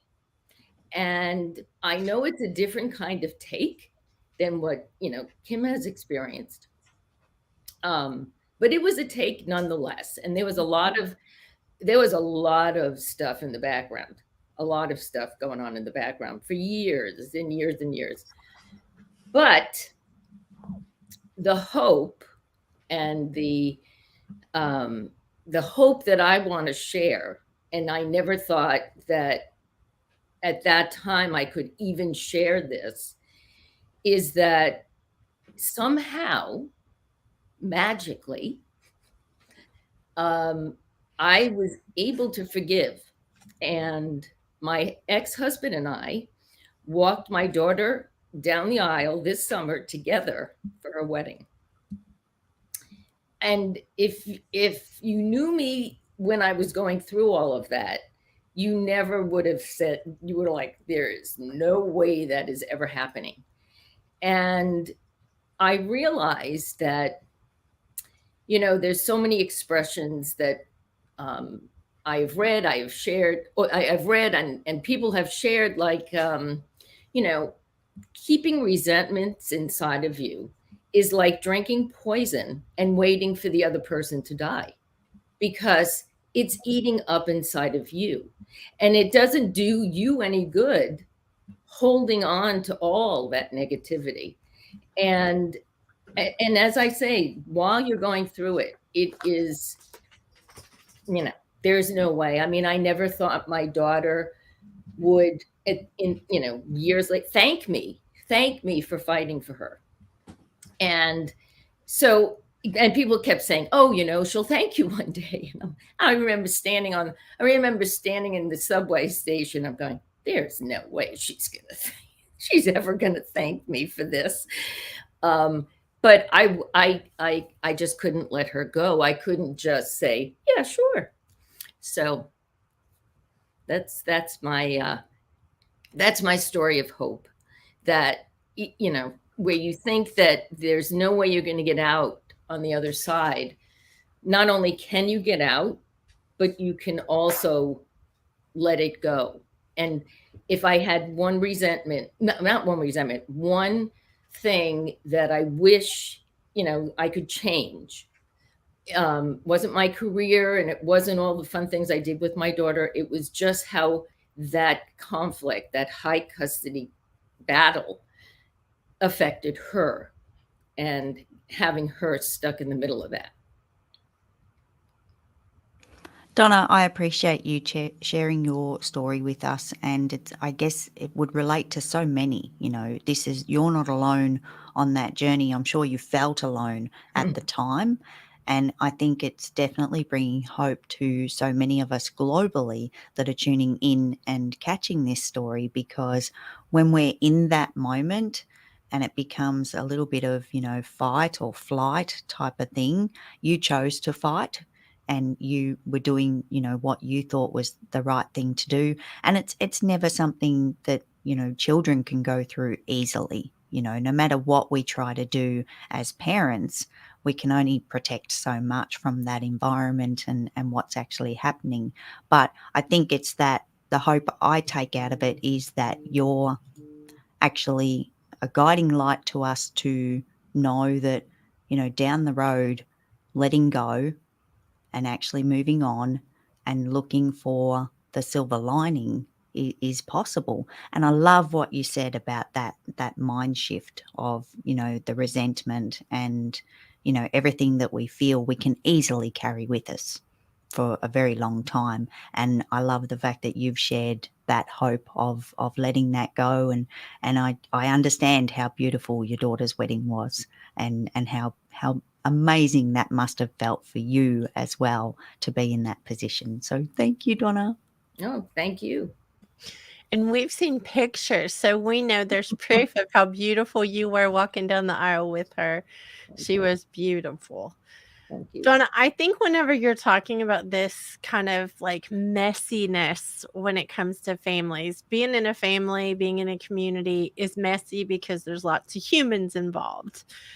And I think whenever you talk about letting go of that, that is actually a choice, though. You know, your emotions come after the fact. They don't start there. But when you chose to, you know, let go and chose to forgive and you chose all of that, in that moment, I'm sure you didn't feel a shift. It was inside, not outside yet, because that's usually what happens. But if someone's listening and they're going through this kind of struggle, what would you say to them right now, tonight, that would help them know they'll get to the other side? May not be picture perfect, but they'll get through it.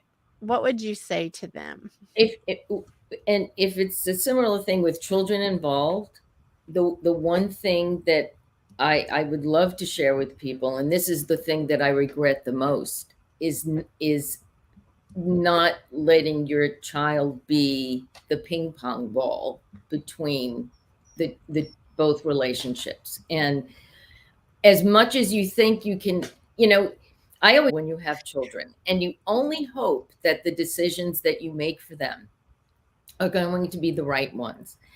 And it's a challenge sometimes when, you're going through such emotional upheaval and you just want to like rip you felt like your heart's ripped out and you just want to rip the head off of everybody around you, to turn around and go, "Oh, sweetie, can I help you with that?" It's not, it's not reality. And however, if there's something that I could, just inspire somebody to do, is to not react right away, is to take a step back, to count to 10, to say excuse me and walk out of the room.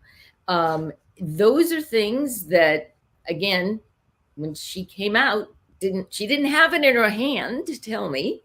But if that is something I could help someone understand, it's a very challenging time to go through it at that moment, but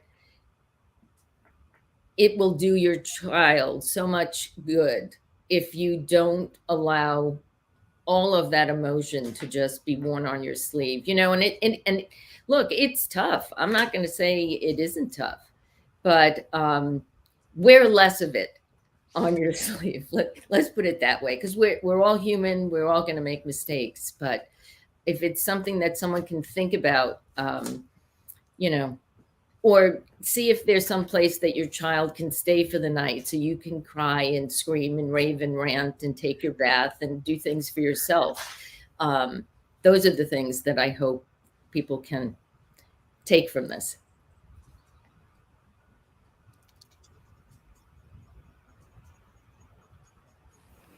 I love that, Donna. Thank you. And I think that is definitely wise words to share on the back of the situation that you've gone through, and you've lived this, and I guess we can all actually reflect on many different aspects of life, and perhaps some of the decisions we made weren't the right one. We can't beat ourselves up about that. We're carrying that with us as well. There's enough to carry in life without, this constant regret and what if I had done this? Should I have done that? All those different things that go through our heads can actually derail us more than the event itself. So I think that that's amazing that you give that advice. I really appreciate it. And the other thing too that I just want to mention is that you don't have to react all the time. Even as recent as several years ago. If my daughter would tell me things about her dad, or he said this or he did this, I used to get all riled up. It used to drive me crazy. And um I know why when certain people don't get along, it's better not to be married. Okay. And so sometimes I see that behavior now in my daughter with her dad, and I'm thinking, you don't always try to make the person always agree with you, because they're never going to do that. You just have to let that go, and you can scream and rave and rant. So if you can let things go, not let them bother you, now it's like, water over the bridge. And I'm telling you, we're divorced quite a bit of time, so it's taken time, but I'm very thankful. I'm very thankful that that shift happened for me. And the other part of it too is I'm with someone now for almost 10 years who's the love of my life and such a good human. Also a givologist, who loves giving. And so it helps when you can see the difference of how things can be, and is supportive, and you don't have to go through those things always all alone. So there is a silver lining. Can we just say hi, Mr. Dave? Hi, Mr. Dave. Oh my God. He was so concerned that if he came in and the Ring doorbell was going to go off. And I texted him, I said, don't worry about it. Troy came in and I heard the dogs. Not to worry. Declan is talking to Jill. Here's something I think everybody needs to know about anything we do. We don't want to be picture perfect where everybody thinks there's not a life. My sweet husband and my two naughty fur babies are in and out of everywhere. Like, that is just the way it is. And for me to hide that and stress over that, that is just not that. Well, one, I just won't. But Yeah. when Mr. Dave comes in and out, I think it's awesome. We all get to say hi to him. Like, that's just the way it works. You have taught me that, Kim. I came from a perfectionist, picture perfect world. Haha. No, but I mean, that was the world that I, worked in, and everything had to be picture perfect. So I so appreciate you making everyone, allowing everyone to be human and messy. Well, let me just say, I'm plenty messy and plenty human. My human hangs out all the time. So I love that we can all be human together. And Carrie, I have to say, I've missed seeing you. I haven't seen you in a while between your schedule shift and my not being at a couple of meetings. So it's so nice to see you. Oh, thank you, Donna. You're so sweet. And I've missed you as well. I miss everyone as soon. Like, what's this sleep business? Like I was an hour late here today because of sleep, like that's just rude. Like, who needs sleep? Hold on. Let's just say this. Carrie was not late. Carrie came at the time she thought she was supposed to be here because somebody over here kept thinking it was the other time. And until do you remember when Jill hopped in with us? It was after that I worked out that we were in the wrong time. Oh, I thought we were today. Oh, yes. I thought we were starting at 5 today, PM Central. And no, it was 4 PM Central. So I was scrambling and sending messages to Carrie while she's sleeping. Oh my goodness, the time zones have spanked me again. Well, it is a challenge, especially, I'm used to Europe where it could be 6, 7 hours, but you are just like, you're in another world. Let's put literally. So thank you for getting up and being with us. You're welcome. Well, Donna, thank you for being with us tonight. I don't even know like how to say thank you enough for all the things that you do with us and for us and the support. You are I really believe you have the biggest heart, and you demonstrate it daily. So if anyone does not already know Donna or is not connected with Donna yet, please go to donnabender.com and connect with Donna, because I'm telling you, Donna is an amazing human. Thank you, Kim. So Thank you. love you, Donna Bender. Love you. Thank you, Carrie. Love Bye you. for now. Bye. Bye. Oh my goodness. I just adore her. Same. I'm always I'm gravitated to everyone in this community, but Donna is an exceptional human. She really is. And I'll say that about everyone as we go through all these amazing speakers, I'm sure. And it's like anything, how do you pick your favorite child? How do you pick your favorite, friend across the globe? It's really hard. Oh, I'm sorry. I know how. They're all our favorites. I agree. We can't help it. I think, when you hear Donna's story, though, about forgiveness, that's a major deal. And forgiveness is a choice. We like to think of it as, being resentful or unforgiving or whatever as an emotion, but I believe it's a choice, Carrie. I think our emotions will follow what we choose over time. But I think forgiveness really is about starting that journey of forgiveness goes to the choice first. Absolutely, Kim. And it's almost like I'm going to speak of books of all things. It's turning the page. It is literally making that decision to turn the page. And whether it's, from the front cover right through to the back cover, whatever it looks like for us as humans, because we're all on different journeys, we're all at different stages of life. This is life, and life happens. No one can escape it. No one can deny it. So to be able to have those conscious moments where we can sit back and just reflect to make better decisions for ourselves. It's what we can do for ourselves, no matter what the circumstance, although it may be, extreme tragedy right through to minor hiccups in life. We've got to deal with it. We can't hide from it. We can't run from it. It's still there.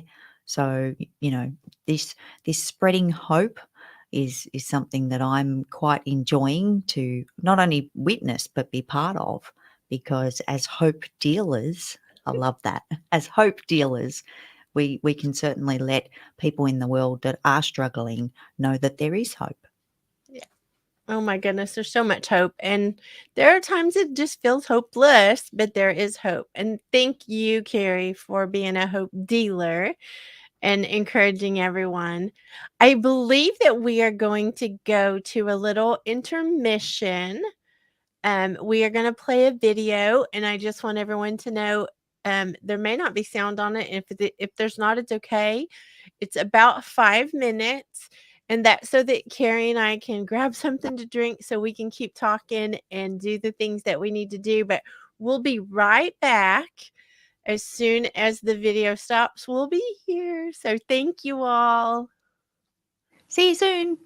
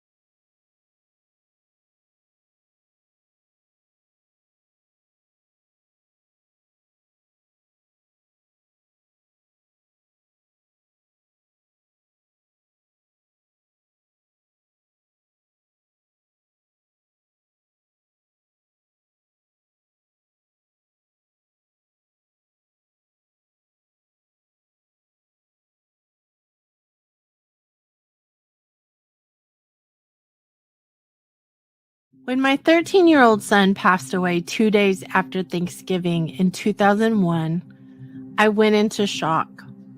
As the sun rose over the trees the next morning, I stared in disbelief. How could it just come up like nothing had happened? At that moment, I honestly felt like I was going to die from the pain and confusion I felt. How could the sun come up? How could I go on? I felt broken and raw. Over time, I began to heal and learned those cracked open places could be used for a purpose. I started to serve bigger, love others deeper, and started actually living my life again, even with the broken places. During my journey, I found so many other people with broken places who needed hope too. Several years ago, I set an audacious goal for serving others who were feeling discouraged or hopeless. I was given an opportunity to set up an online conference for others to share their stories and how they got past their brokenness. It was amazing to see how being vulnerable and sharing transparently impacted so many lives. So I did it again, then again, then again. Well, you get the point. Join me for the Hope to Hope conference as my guests tell their stories of overcoming in their personal lives and in their businesses. Some things are inflicted on us, and some things we inflict on ourselves. Either way, we all need hope. Hope that we can survive. Hope that we can heal. Hope that we can really live again.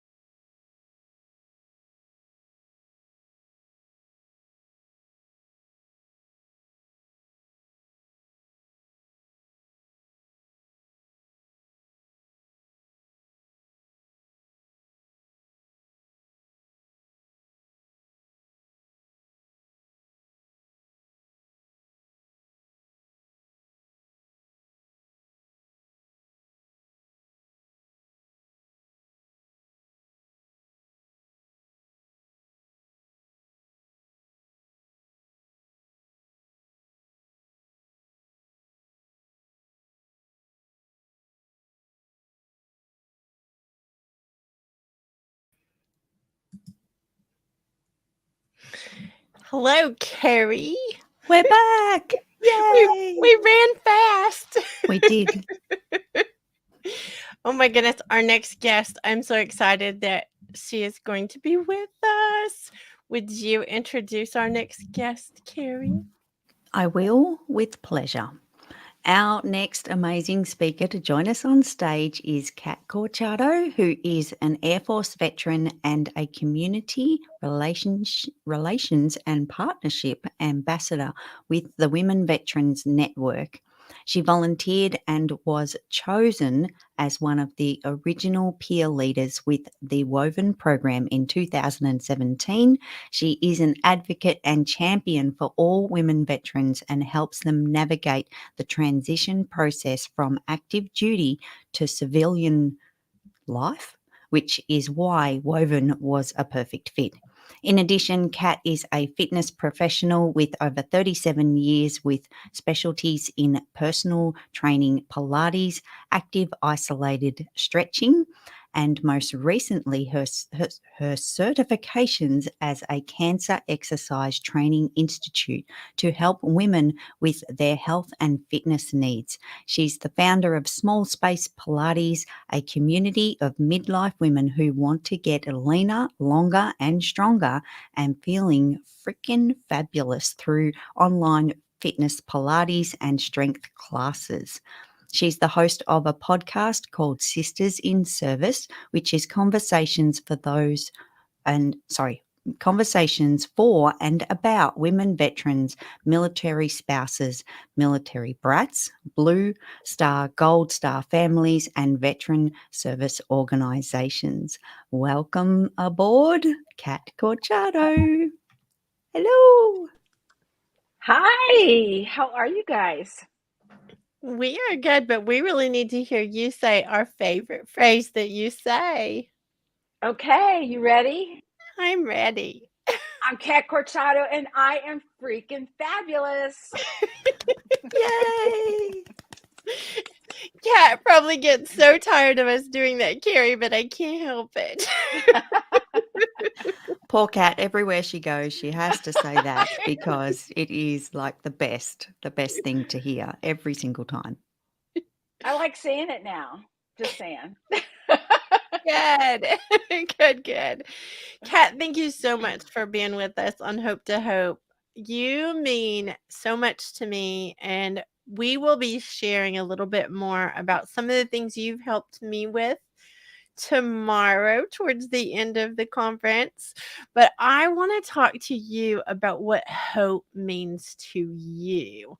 What does that mean to you to have hope? Hope to me is believing in something. It's yourself. It's something. When everything seems black in front of you, you can't see where you're going. It seems no one's telling you how to get there. They're not giving you any guidance. And yet somewhere deep inside you, something is telling you to just keep moving forward. Just little steps at a time. Just keep, and as you move forward, it gets a little bit lighter. And I don't mean to make that sound so, I'm not even sure what the word is, but I've been there in that darkness where it just feels like there isn't any light, but you have to keep going. And so I think that's what hope means to me, is just believing in you that you'll make it. Do you have an example, Kat, that you could share with us about a time that you needed hope to get through it? How much time do we have? I do. I was an athlete in school, and my vision for 8 to 10 years was to be an Olympian. And in the span of, I don't know, a blink of an eye, it was taken away from me. And I was taken advantage of and became pregnant at the age of 16. And back then, your parents didn't tell you what you were good at. I was brought up to be someone else's wife, and have my kids, but I wanted something different.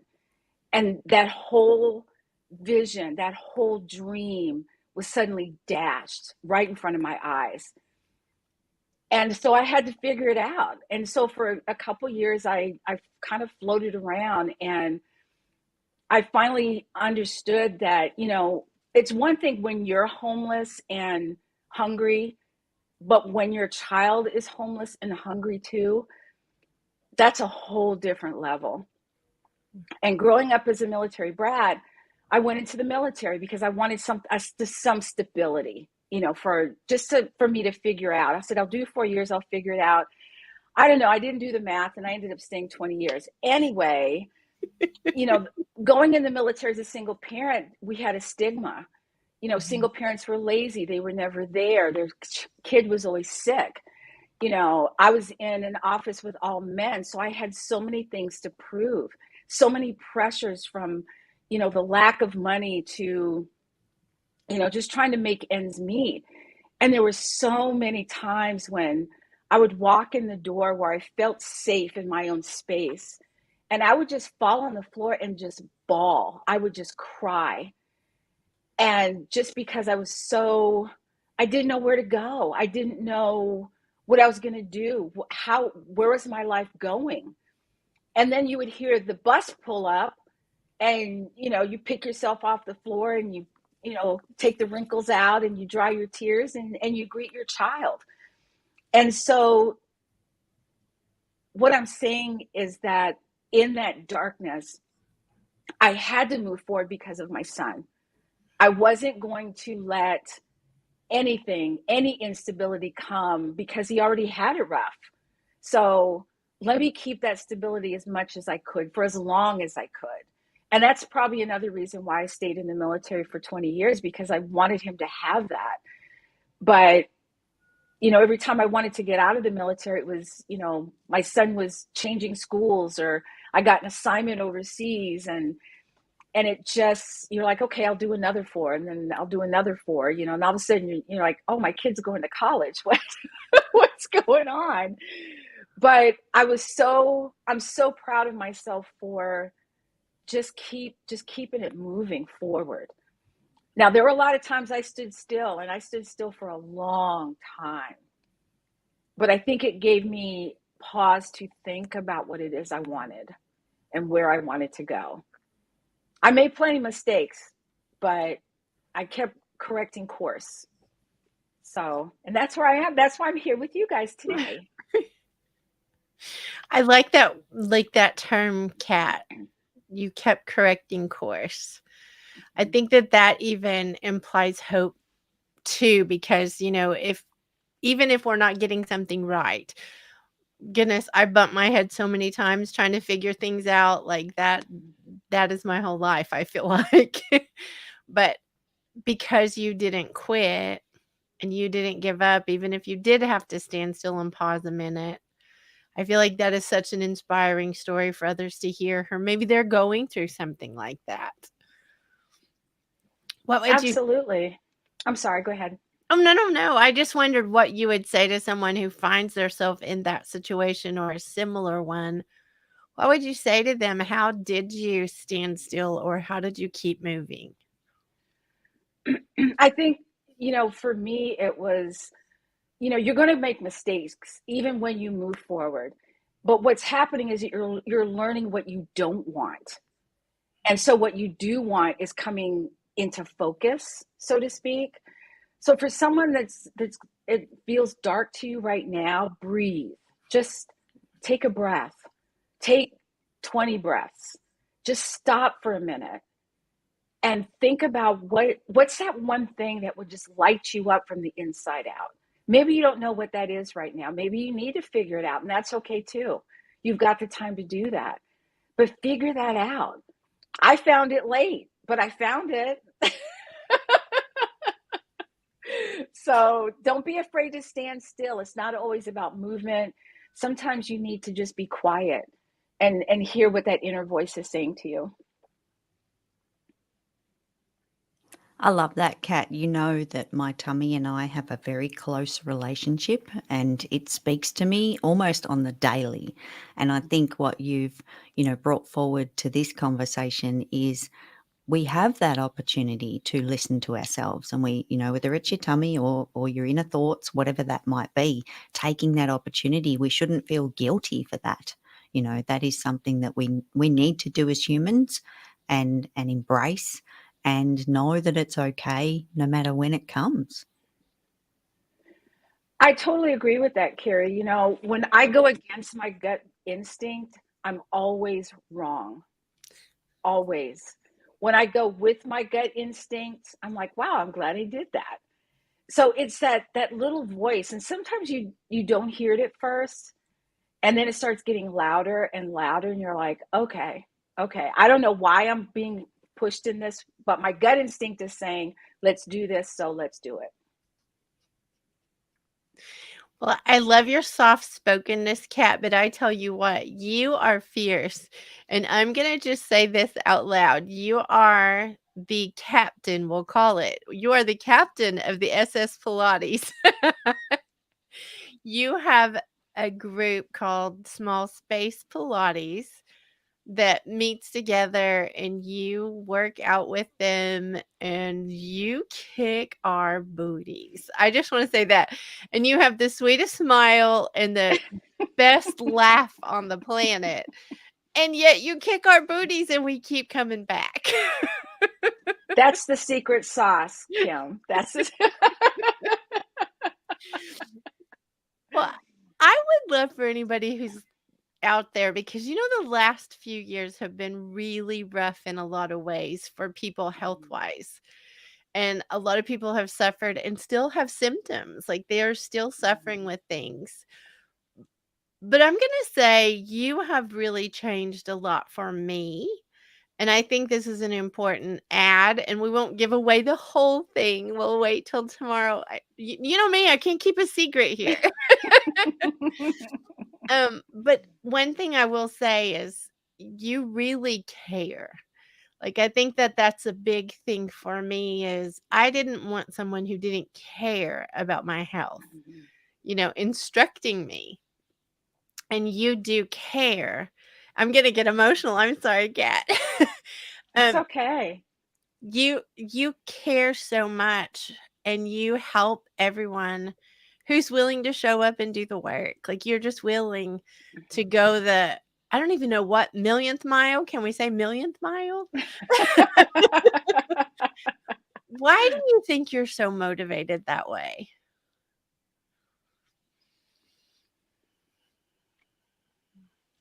I think as a child, I was always, I won't say I was empathic, but my feelings would get hurt so easily.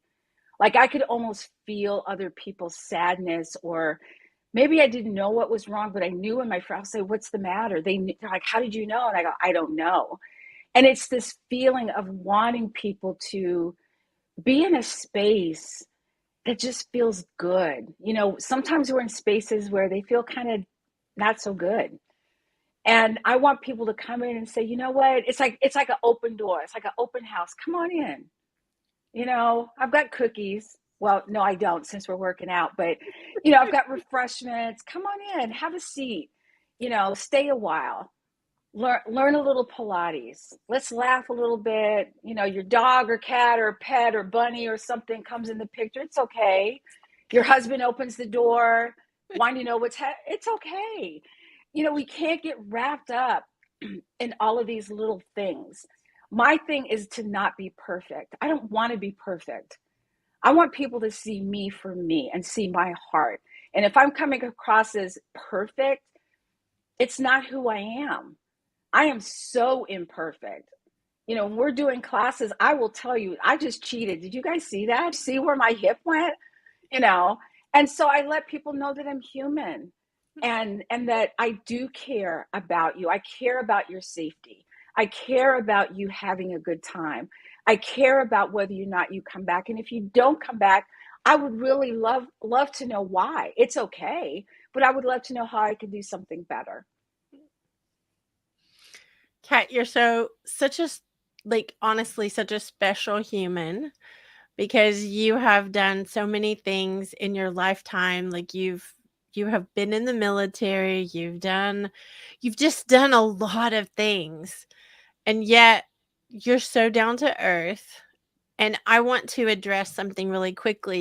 You serve at a very high level. Like, just sitting here, you're so normal with us, and, Carrie and I appreciate the fact you're kindergarten with us and all of that. But the truth is you serve at a very high level, and you serve a lot of military women.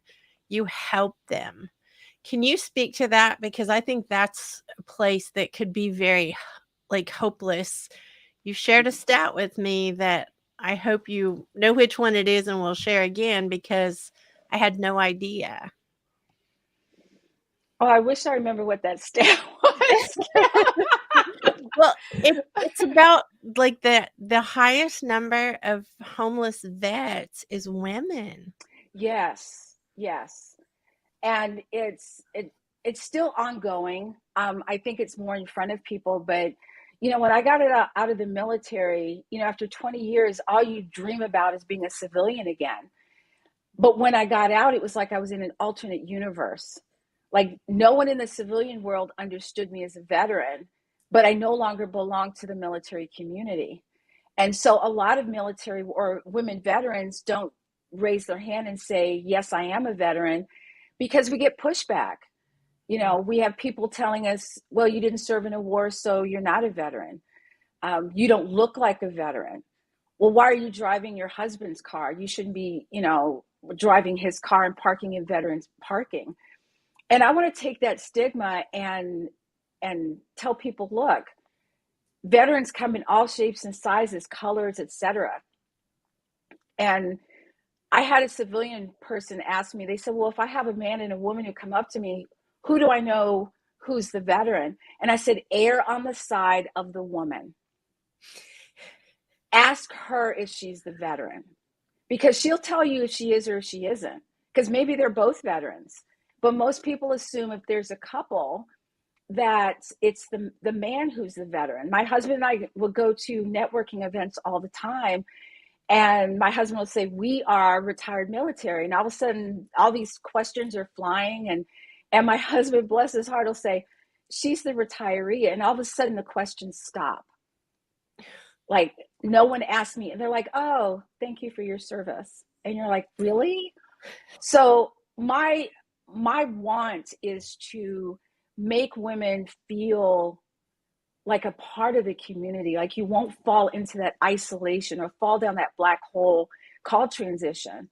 I want to reach back into that hole and pull you out and say, look, I'm a veteran too. Let's work this together. It's going to be okay. You just got to take that breath, and everything's going to be fine. Go, Kim. Oh, I was just going to say, I think it's official, Carrie. She's definitely on the hope dealer team. Absolutely. Fully gathered around the hope dealing table. And Kat, I have to say that I'm still in awe of you and your podcast, especially because I feel like that's almost, I know that's not where it began for you, but for me, because we, connected after you started the podcast, for me, that feels like the beginning. And that's like, coming up a couple of years pretty quickly. And I think it's something that you've, really embraced to, spread this message to so many, to know that they're not alone. And I appreciate that you do that. And I didn't even know that stat, by the way. So that's news to me. So I'm pretty impressed with everything that you're doing, Kat. Oh, thank you, Carrie. That means a lot coming from you. I know you've been doing this for a while, and I'm hoping that I'll be like you when I grow up.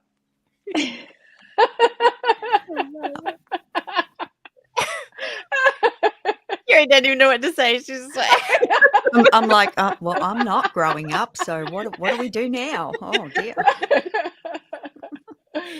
So, Kat, tell us what episode you're on your podcast, because I think this is an amazing thing too. You just celebrated an anniversary, your podcast birthday.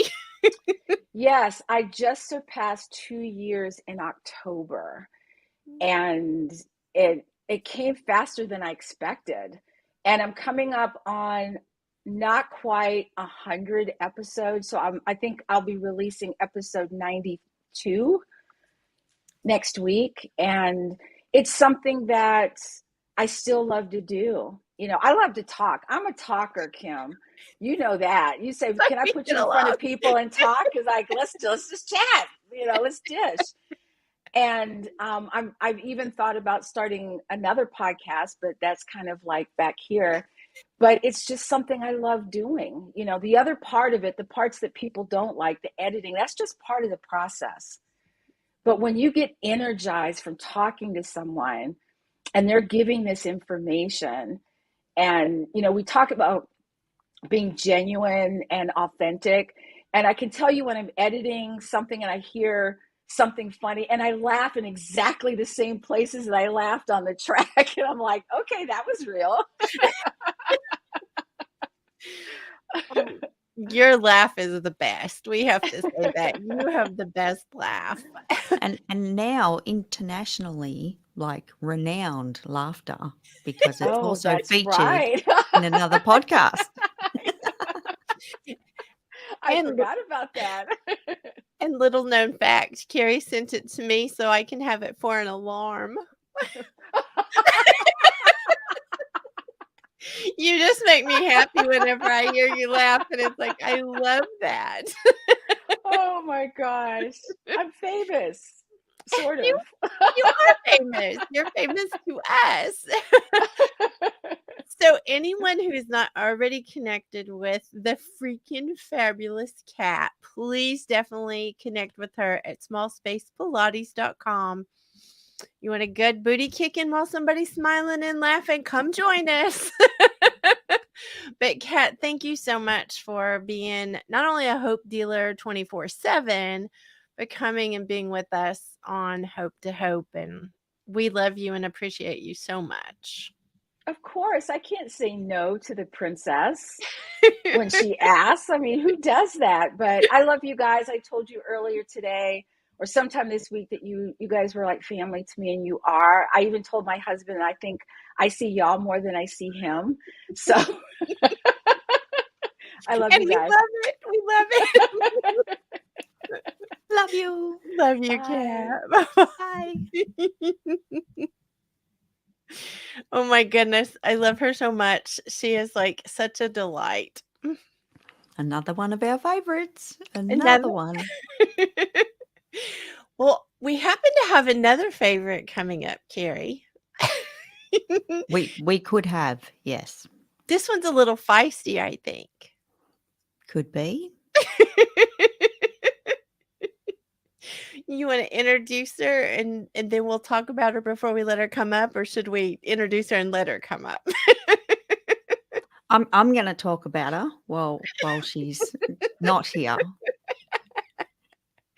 The safe space. This is the safe space. I love it. We are going to welcome our next amazing speaker to the stage. Holly Totten fully embraces the third half of her life. I know, do the maths on that. She is a writer, writing coach, and the host of the podcast Teaching Yourself to Learn, believing that not everyone is a writer, but everyone can be an author. Holly understands the power of words and encourages everyone through her podcast and writing to share your words and your stories, because you never know who needs to hear it, who needs to hear exactly what you have to say. Kerry words, yes, we know. Holly and Eric, her husband of 30 plus years, live on a small ranch in central Texas. Her love of animals is only exceeded by her love of her family. Together, they have 2 grown children, their spouses, and 4 grandchildren. Family time is definitely a highlight for her day, week, month, and year. When not involved with her family or animals, she enjoys reading, working in her flower beds, and swimming. I did not know that. To Kill a Mockingbird by Harper Lee is her all-time favourite book, closely followed by Before We Were Yours by Lisa Wingate. Holly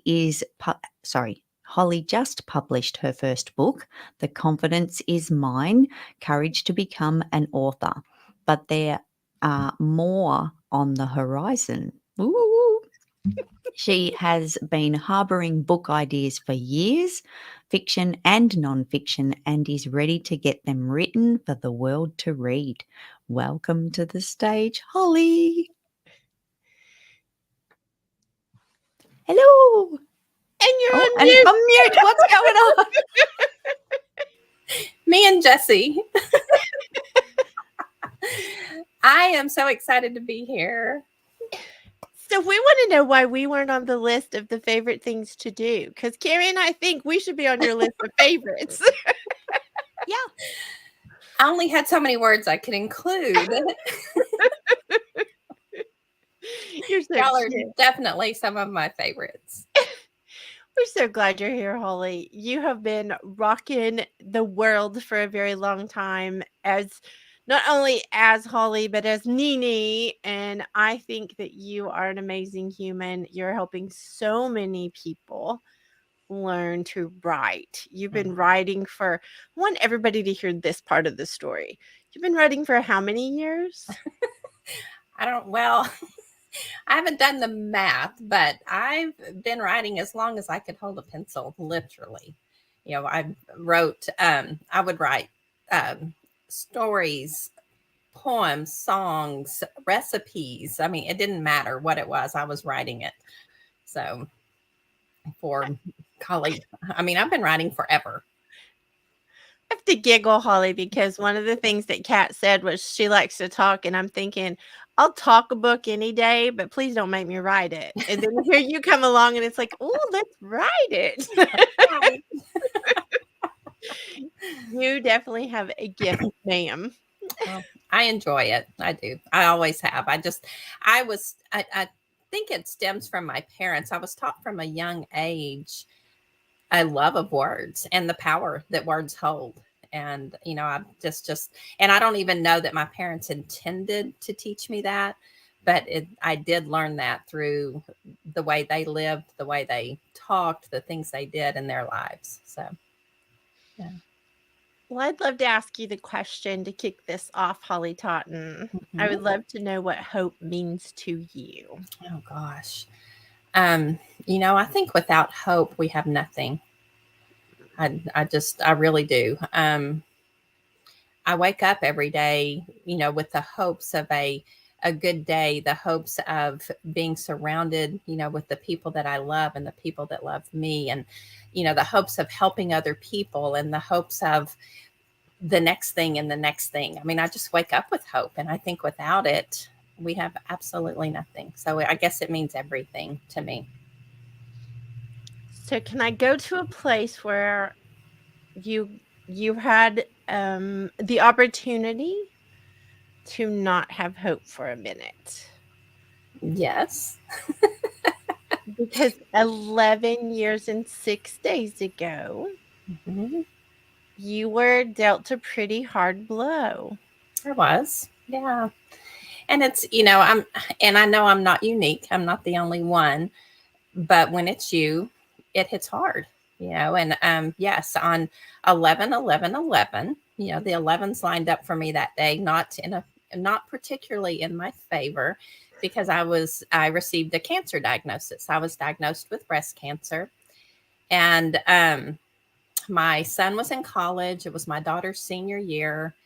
You know, we had a lot going on, and a lot going right, you know, in our lives. And to get that, although I knew it was coming just from the doctor's appointments that preceded the phone call, but to hear it, I don't know. I can't explain the feeling that comes when you hear those words.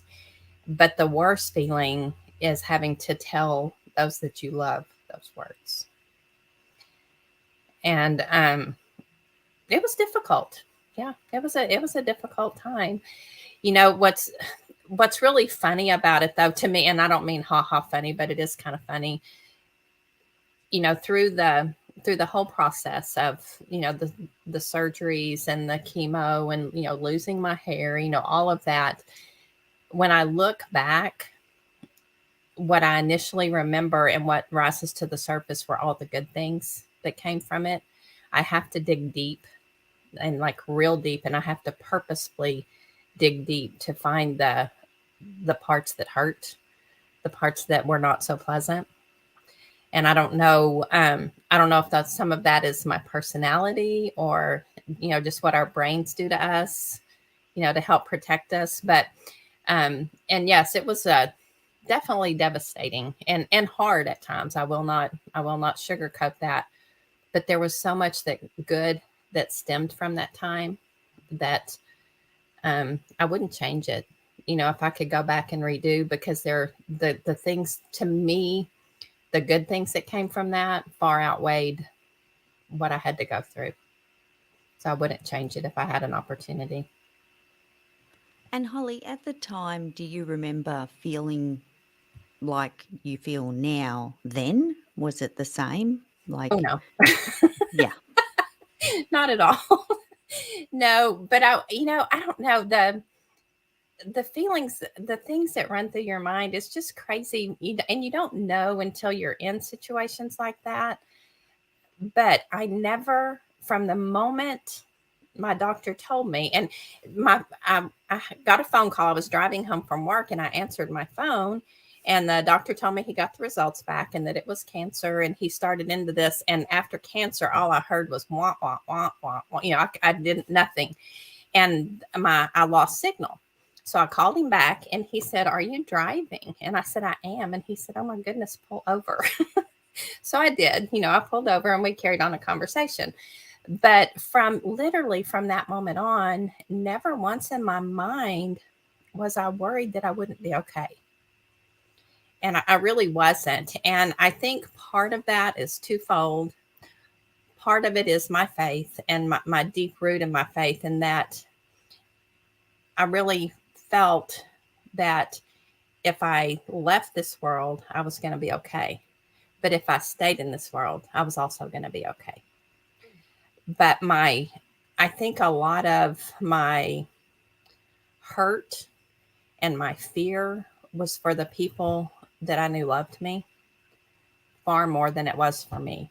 That, to me, that was the hardest thing to deal with, was the people around you that are hurting, and they're hurting because of you. And when you try your hardest your whole life to keep people from hurting, when you're a mom and a wife and a daughter and a sister, all your roles, a teacher, even my students at school, you spend your whole life, you don't want anybody around you to feel pain or hurt. And when they're doing that because of you, and there's nothing you can do about it, it's hard. That was probably the hardest part for me. So will you tell us this, Holly? Because I'm sure that there are people listening that are like, maybe they've just recently heard that terrible C word. Mm-hmm. Maybe they have something similar, but they're going through that pain and that fear and all of those things that come up during those times. Would you speak to them and give them, hope that they'll get through it, that they will be okay on the other side of it? Yes, I will. And, I have done that many times since my cancer diagnosis. I've had several people reach out to me. And, my biggest piece of advice is to be positive, have a positive mindset, be positive, and face it head on, because there's really no other way. You can make a choice. And, you and I talked about this the other day, because I said I had no choice but to move forward and be positive. But I guess I did. I could have chosen not to. And, but that wasn't an option for me, but I guess it is maybe for some people. But my advice is to, stay positive. It is what it is. Do the best you can with it. And that's all you can do. Embrace the people around you, embrace, what's being given to you at the time, the love and all the outpouring, and just embrace all that. And my doctor's nurse sent me an email shortly after I was diagnosed, and I think people have heard this now a lot, but I had never heard this quote at the time. And it said, "You never know how strong you can be until being strong is your only option." That was the first time I'd ever heard that, and it really made an impact on me, because you have to be strong for yourself, but you also have to be strong for those around you, which is crazy because they're being strong for you, but you have to be strong for them. You just have to. They have to see that coming from you. And so that's, and that's really all I can tell anybody, because you have to go through the process. You have to, whatever your process may be, you can't stop it. You can't make it go away. You have to go through the process. But a positive mindset, finding the good, finding the happy and finding the joy is very important. I love that you say all of this, Holly, and I want to make sure we speak to anyone who's listening. Mhm. Everybody's journey when they have that kind of diagnosis is different. So being positive may look different to you if you're going through something. It may, finding joy may look different to different people. But we want you to know that,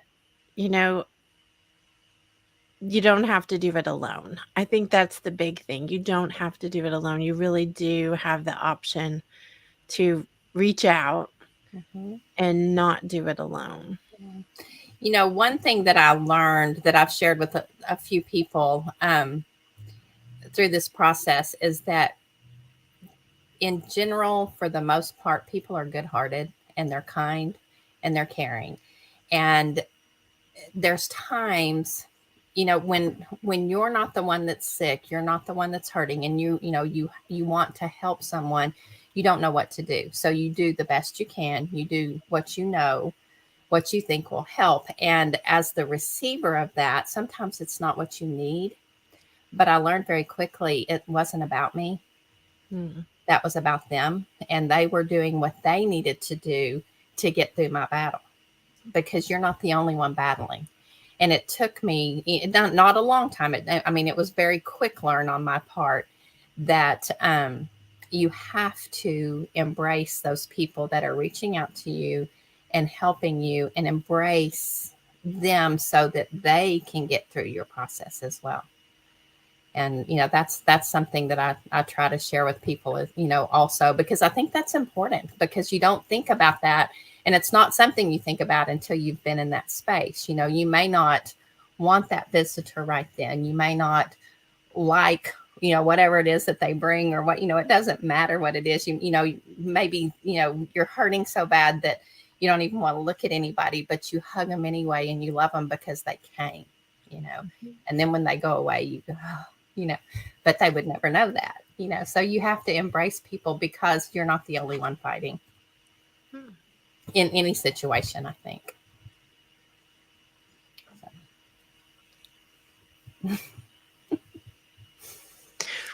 Well, Carrie, did you have anything to say? I didn't want to I just keep talking to Holly, so I don't want to. No, I get it 100%. And I think, Holly, what you experienced, and now, these years have passed, and thank you for explaining that, it's very different then to how it feels now, and the journey that you've gone through. And I can't even begin to even fathom what that felt like, to get that phone call and then go through all of those treatment processes. But I feel like you are definitely spreading hope for those out there that are in a similar position, because, and I agree with you, we're all going to deal with it differently, as Kim said as well, that everyone's journey is their own, but to know that there is hope and support around us is definitely what people need. Right. I agree.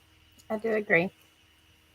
So we have to shift gears just a little bit and talk about something because I get tickled every time I hear it. I love it, but I laugh every time because it doesn't compute in my brain.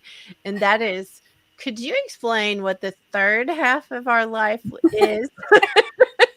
Well, And that's part of your podcast message. Like, it that's part is. of it. It is. It's a big part of my podcast message. And for Carrie and all the mathematicians out there, don't do the math on that because there is no third half. But for us English people, the writers, the math doesn't matter. So it makes complete sense to me. But I feel like I'm in my third half of life, and I will explain what I mean by that. To me, my first half was growing up, being a child, going to college, doing all the things. My second half was getting married, having a career, having my family, because those were such complete parts of my life. I feel like they were halves. And now I've stepped into this third half where, I retired from my career. We're empty nesters. The whole scenario has changed. And so I feel like, and I'm young. I mean, I'm not young, but I think I'm young. I feel young inside. So, but when I retired, I was younger. I was 54 when I retired, which really is pretty young to retire. So I just felt like I had a whole half of life left. And so I'm, stepping into this third half and embracing the change, embracing the new, and doing things that I've never done before because I have the time and the space. And I'm not afraid to do things. That's one thing about me. I'm not afraid to jump in. So here I am. Jumping into a podcast and a writing career and, all the things. So. And you're helping how many other bazillion people jump into their writing as well? That's another part of it. It is, and I'm You loving are- Again. Yes. It's exciting. I'm loving it. My teaching career, I taught writing every year. I taught in some capacity, and edited writing and worked with, writers. And then I started writing for others, doing like ghost writing and, blogs and articles and books and, whatever, and started editing for others. And, I decided it's just time I do that for myself and really help people that are wanting to, with my podcast, people come on and tell their stories and, share how they're embracing the third half of life and offering motivation and inspiration to others. So between them and the other people that I know and I'm coming in contact with that want to write a book, I'm here. That's just, I thought, why not? So that's what I do. And I love it. Well, you are rocking it because you've already graduated 2 whole groups of people that are now authors. Like, that's a big deal. That is a big deal. Yes, and we have several books in the editing process and several that are close to that, and more in the works, and so it's really fun. So exciting. Mm-hmm. And Holly, I have to comment as well that I find it absolutely fascinating that someone that's been a writer their entire life is doing a podcast. Like I love this space about you because, words, although, we can transcribe podcasts and they can turn into words, but actually being so, and your podcast is fabulous, by the way. It is such great conversations. So to flip, over to the audio space is super, like, I just think it's fantastic. I love tuning into your podcast, and I think it's amazing to witness, your journey and actually know that all these words for all these years have now turned into these amazing conversations. So I appreciate that you did that and took that leap. Well, thank you. The podcast really grew out of another time of my life that was very tumultuous. What's that? I can't say that word. But and it was just out of that time that I felt a need to connect with people, and I couldn't find the community that I was needing to connect with to help me get through that time. And I kept thinking I can't be the only one that's not finding this group of people. And so I thought, shoot, I'll make that group of people. So I started the podcast, and that's really where it came from. So It's hard. fine. I think that you are definitely a huge part of all of our lives, though. You are like a significant part of our community and lives and like all the things Holly taught. And I think you should recognize that too, that we don't know what we would do without you. Well, I don't know either, but I am absolutely loving being part of the community and the friendships that I've made and all the above. You know, everybody. It's been such a blessing for me. So, Well, I'm curious because Jill started this earlier and we didn't even continue it, Carrie, just so you know, we didn't follow very well. But she was asking the question. She wanted to know how people were guarding their melty. She brought it up. I'm just Holly. I'm just saying, Jill did it. But I would love to hear you like really tell how you guard your melty when it comes to these things because it's an important part to know about writing a book or producing a podcast or going through a diagnosis that's not one you want to hear and we could go on or doing a hope to hope conference that's a good thing. Like there are good things and there are bad things that can create that elevated emotional thing in us. mhm. What do you do to guard your melty? I wished I had a really good answer because I think sometimes I handle it better than others. Sometimes I just want to quit everything and move on. But in all honesty, I really think just trying to stay grounded and take it for what it is, you know, realize what the situation is, what you've been through, good, bad, indifferent, you know, whatever it is that's causing that feeling, and just stay grounded and give yourself time to recoup, you know, and embrace those feelings, talk to people about them, you know, and you know, just I really think that's it because I think about, you know, the time of my cancer, and then, you know, my husband's cancer was a whole nother situation that probably broke me open worse than mine. And you know, the book coming out, you know, there's a lot of things that cause that, but I really just think staying grounded, staying open, and recognizing that is, you know, and giving yourself time to work through it without doing any harm in the meantime.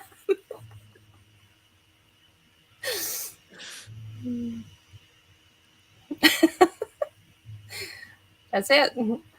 I think that's the hardest part, Holly, is, you know, we can all have this hyper awareness of, you know, our environment, our emotions, everything that's going on around us. And as we, you know, have these moments of melty come at us, and sometimes unexpected, sometimes we don't even see them coming, Right. but that challenge of guarding it and making sure that we're not doing silly things, that's the tough part. Yeah. I think Yeah. I think It we're all can be learning. tough. We're Yeah, all learning. it can be tough, you know, and you know, it's funny because I think different situations warrant a different type of melty, Mhm. you know, and some of them are more easy to recognize. You know, I think when it's a negative thing or a something that's caused a turmoil within you, I think it's easier to recognize the melty than when it's a good thing. When it's a good thing, you don't, you know, you're not expecting that, and that might even be harder to handle. So, I love that you brought that up, Holly, because that's one of the things about like becoming an author. mhm, I was caught off guard years ago the first time like I published and I didn't know, no one had warned me that there would be that. mhm. And I am a broken record when it comes to that now because I want to make sure everybody understands that's coming. I don't care who you are. And I've it does. I've never seen anybody, even the ones that say, "Oh no, not me." Everyone, I've never had anyone not have that happen. Like Mhm. there's just this place of okay, now I'm gonna, like you said, now I'm gonna quit, or now I'm gonna run off, or now I'm gonna do this. And I think, we can giggle now because you didn't quit. That's what I'm gonna say. Right. But I would love to confess something for you. I'm sure you love when I do this. But one of the things I giggle so hard about is that you were in a tither over trying to figure out how you were going to tell me you were quitting. Oh. I think that that's priceless because I think everybody needs somebody in their life that they're going to have to confess they're quitting. They can't quit, because it passed. It did pass. I was And pretty serious for a little while, though. But now you're back to full throttle again, going down and changing lives, giving hope, doing all the things. So look at you. That is true. That is true. It was a passing phase, but I love it. And Holly, I'm with you, by the way, and I'm sure there's many of us in this community that are with you as well. We've all had those sessions with the princess. We've, rocked up and laid on her couch and had those sessions of confession at the same time. And, I think sometimes when that happens, when we say that out loud, then we actually hear it. When we're telling someone else, sometimes we have that light bulb moment ourselves to actually go, wait, what am I saying? right. Where was I going with this? Let me backpedal Right. now. Because never once did I really inside myself believe that, but it was a good outward thought. Well, and just for the record, I didn't betray Holly by telling that. It was something that she said out loud publicly. So, but I find it humorous. I do think it's hysterical. Well, Holly, thank you so much for inspiring all of us and everyone who's listening. And we love you and appreciate all you're doing for this community. We want to make sure if you haven't already connected with Holly, please go to teachingyourselftolearn.com and connect with her. You want to be an author, go to NAI, New Author Intensive. We'll just put that little tiny plug in there because let me tell you, there are 9 lives that are changed from this. There are, I'm not even sure what the count is going to be whenever we tally up this year of how many people not only published, and became the first time published author, but they're doing it again. And then they got plans to do it again and again. It's so exciting. So, yes.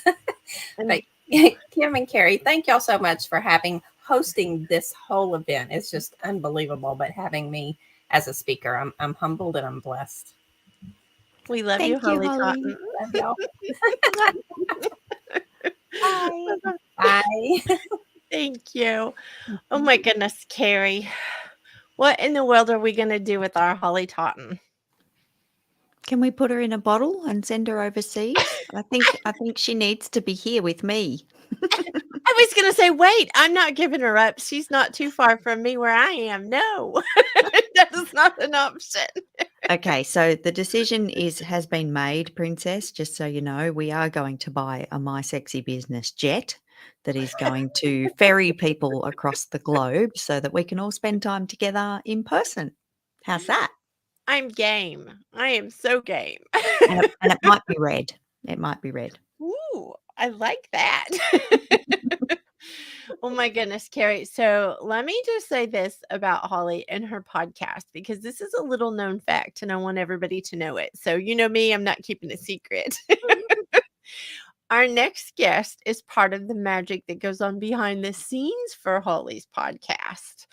I think we should say that out loud too.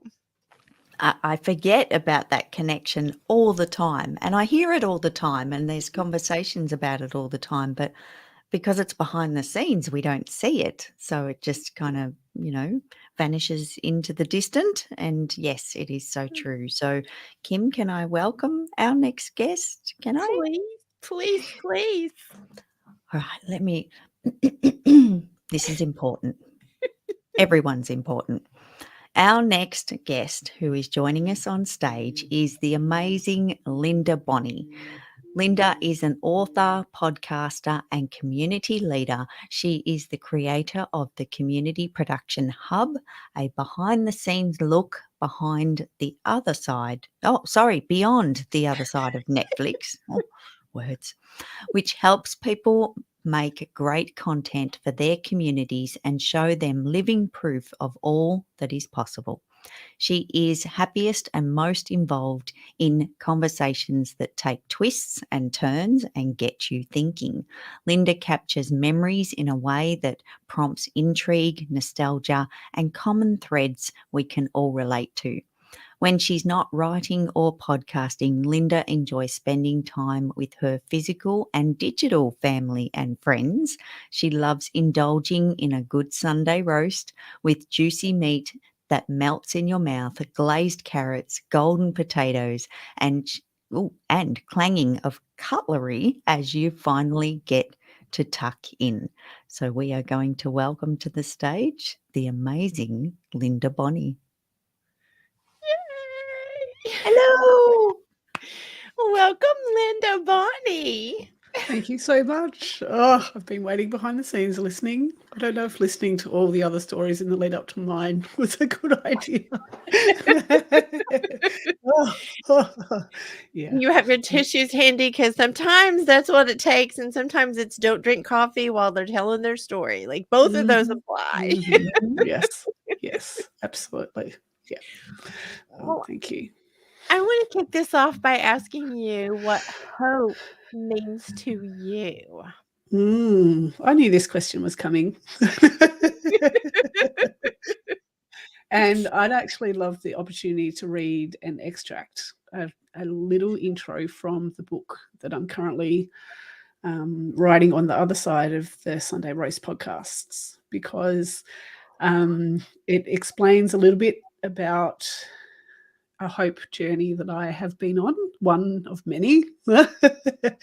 And I could have chosen many pages of this book, but I just feel like this is very fitting right now. I'm excited. Tissues are right there. And I also feel it's very fitting after following Holly as well. So she's such a huge inspiration and a reason why I am writing this book. And so, yeah. All right, here we go. Pain is all in the brain, or so they say. A warning system to protect you from harm perpetuated by emotions, beliefs, and expectations as human. Well, today my brain must be maxed to the max. I'm angry at this rudest finger on my right hand that's swollen to thrice its size when all I want to do is sit down and type. I'm angry at the people who don't seem to understand. I'm angry because my body feels like it's let me down in its inflammatory ways. And I'm even angry at being angry and writing this out loud. Already imagining furrowed brows and well-meaning expressions reading from the other side of the page. You see, normally it's kept under my hat as I march on silently, like a stiff and rigid, yet compliant soldier. Today, like many days, I can safely say I am not alone in the invisibility of this illness. Yet, my giant brain doesn't quite want to translate to the safety side of things just yet. I've experienced pain throughout writing this book because deep down, underneath it all, I know I get pain when I go to be vulnerable, to be a bit more than I am, to expand and grow. It's part and parcel. It's an internal fight of my body saying, you are not safe to share your real purpose. Or am I? When I chatted to my guest, they commented over and over about how great it was to chat, to connect, and how inspired they felt in the process.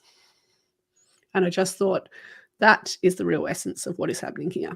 Aside from the pain we all feel, providing the heartwarming comfort with conversations, listening, really listening, and engaging, even when we feel horrendous. Now wait, see what happened there? Even after 299 words, do you get the inkling we have a problem?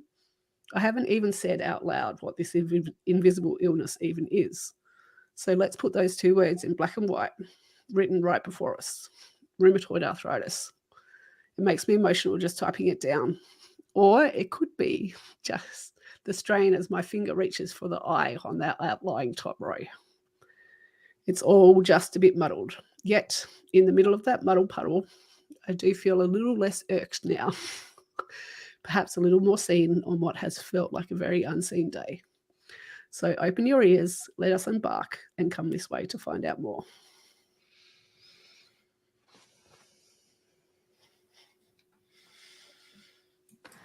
That was amazing. Amazing. I am speechless, Linda. I'm really speechless because it's so you in the words. Like it is you in the words, but yeah, just perfectly brought together. Yep. Would you take a minute and say with your words, not written, but with your thoughts in this conversation, what it feels like to be invisible? It's for me a little bit like a numb. It's very hard to concentrate on things. You find yourself playing solitaire on your phone for 4 or 5 hours. It's a numbness for me. And I stomp down, which means everything else matters more than you. So one of the things I know about you is you are a trooper. Like this is one thing that, and you're always concerned about other people. And I'm going to give I'm going to tell on you. This is a telling on you. Gosh. I cannot tell you how many times I have gotten a message when we're doing a live event, especially because we don't drink enough. Like we're talking the whole time. We're spitting as we're talking, obviously. Like, and she will message me privately to say, "Water?" ? And it's those kind of things that I look at you and I think it does break my heart for you to ever feel invisible because we see you. Like that is the thing. And we see such a beautiful human who is going through things and it not stopping. Like I recognize the hard that you have gone through. We have similar stories in several areas. Yes. But you're living proof of what hope looks like. And you mentioned right at the beginning as well about feeling like we have to do this alone. And what I find interesting in reflecting over years on that, of why do we do that? It's such a victimization of ourselves.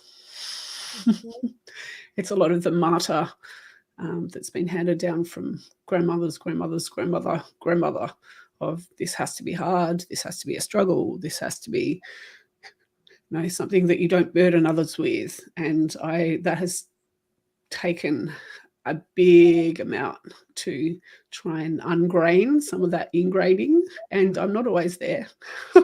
It still pops up that I do feel like I don't want to write it down in black and white on the page, and I don't want to worry others unnecessarily, and I want to be positive and all that sort of thing, which is actually more detrimental than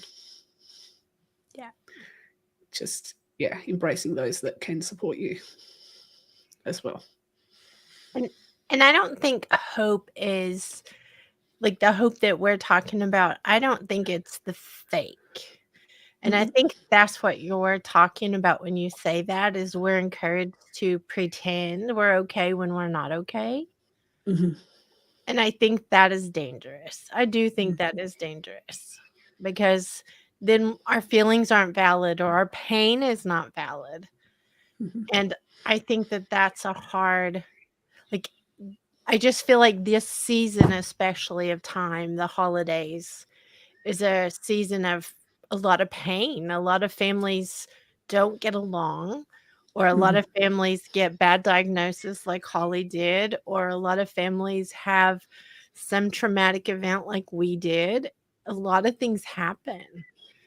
And then Mm. you hear people just, you know, all you need to do is stay, you know, pretend like everything's okay. And I don't agree with that. Mm. I think that's harmful to not allow someone to feel what they feel. Mm-hmm. Yep. And we do that in so many different areas, in mothering especially. Mm-hmm. Oh, these years will fly by. They go so quick. Yep. They do. They do. They do. They absolutely do. I'm not denying that, but it's such a dismissive comment at times when you feel like the days are long and the nights every hour awake, or everybody's having a tantrum at the same time, or there's a lost sock of all things, or all sorts of ways that it presents itself. That's more a comment for, you know, part of the conversation, not the initial go-to when you've said, you know what, I'm just really tired today. Yeah. I will tell you a very short story about something that happened when my boys were, I don't think they were quite teenagers. And everybody in the house got sick. And I was cleaning up, and not to be gross, but I was cleaning up, you know, projectile things coming from their mouth. We'll just say that. Mm-hmm. And they didn't all get sick at one time. They each got sick, and as soon as one would get better enough I could lay my head down, the next one started. And we did that for day after day for a while, and then finally it was my turn, I guess. And then I can't sleep still because now I'm the one that's, you know, sick. I can remember laying my head on the pillow and thinking, I can't do this anymore. Like, I can remember that, honestly, in that moment, the hopelessness of I can't do this. Mm-hmm. And I can't imagine someone coming and patting me on the head and saying, you know, well, your kids will only be little a little while. That, because you know what, if my 30-plus-year-old is doing that, I'm still going to be tired because I'm still going to be doing that, you know. Mm-hmm. Mm-hmm. But Yeah. I appreciate you sharing that part, because what would you say to someone? What would you say to someone that is feeling that right now? What would you say to them? Mm. I think I know that what I need in that moment is an understanding. So, I get it. It's hard. It's really hard. And sometimes that's the simple statement or sentence. Mm. And even just in our language and things like that, you won't hear me say it's okay to my boys in a moment. I will say it's going to be okay. We will get through this together. But even just the words "it's okay," because clearly they're not okay if they're projectile vomiting all over the house. It's a lie. Yeah. So there's many moments like that which just adding or changing a slight word can make a huge difference. Definitely. Mm-hmm. Mm-hmm. Carrie, did you have something you wanted to add? I got many questions. I got so many questions. It's like karma. Could be a little bit. Whoopsie. Well, Linda, I've been spending way too much time with the princess, and we all hang out together quite a lot. So I feel privileged to, you know, have you in my life and be, you know, being a hubster and bearing witness to what's going on and all the behind the scenes is, I'm just in awe, Linda, because for anyone that obviously is seeing the top half here that doesn't know you, there is a bump below that is probably by now kind of kicking and screaming in anticipation of, you know, coming into this world. And not only are we all excited for that, because it's like there's so many kind of titles that we've given this bump already, but it's not far away. And you have a family and you're doing all of these things, like it's just tremendous. And I feel like every time, we chat or we meet or we're on Zoom or in these events, I learn something new. I'm still learning new things, and it's just compounding that amazingness that you bring every single time. And that gives me hope to sit here and not feel sorry for myself, because I don't have anywhere near those challenges. So, Linda, you are an inspiration. Thank I know you. there was no question. That was just a statement. Just, yeah, I suppose in thinking about what we were just talking about, don't dismiss yourself in comparison at the same time. So there's Never. plenty of amazing human beings surrounding us everywhere. Mm-hmm. And Linda, I'm going to tell on you because, this I can't help it. I can't help it. Stories with a Sunday roast, 29 episodes of a podcast, completely, you were in all of the conversations, you edited the entire production and brought it to life to us to listen to, which is fantastic, to find connections between so many humans in so many different places and life journeys of their own. And now bringing that into book form is, mate, wow, like incredible, and all the other things as well. But I just had to mention Stories with the Sunday Roast because it is one of my favorite places at the moment. I escape to those stories. When I want to switch off from the everyday, that's my go-to. It is. That's really special to hear. Thank you. I have to tell you, my favorite part about all of the things that Carrie just named, though, my favorite thing about you, Linda Bonnie, is the fact you're willing to be living proof. That you're not putting the picture perfect up there where, everybody thinks it's just all peachy and everything's just perfect. So to hear you read something as personal and vulnerable as what you just read is, again, living proof. It's living proof of, we're not telling you to do something that's painful, but you're telling us it's painful, period. Like, there's just bits of this that are just so telling of your tenacity and telling of who you are character-wise. I feel like you have such huge integrity that it's a big deal. It is a big deal that you are leading a community and you're behind so many podcasts. That's the other thing I want to say too. You're behind all these podcasts that are amazing. You're doing all these things behind the scenes. You're highlighting this community. You're doing we could go on and on. Do you want us to just list this whole big thing out? And all of those doings, I'm going to be very clear about this. All of the doings, all the things you've done are not your high value. You as a human, a being, is what is such high value.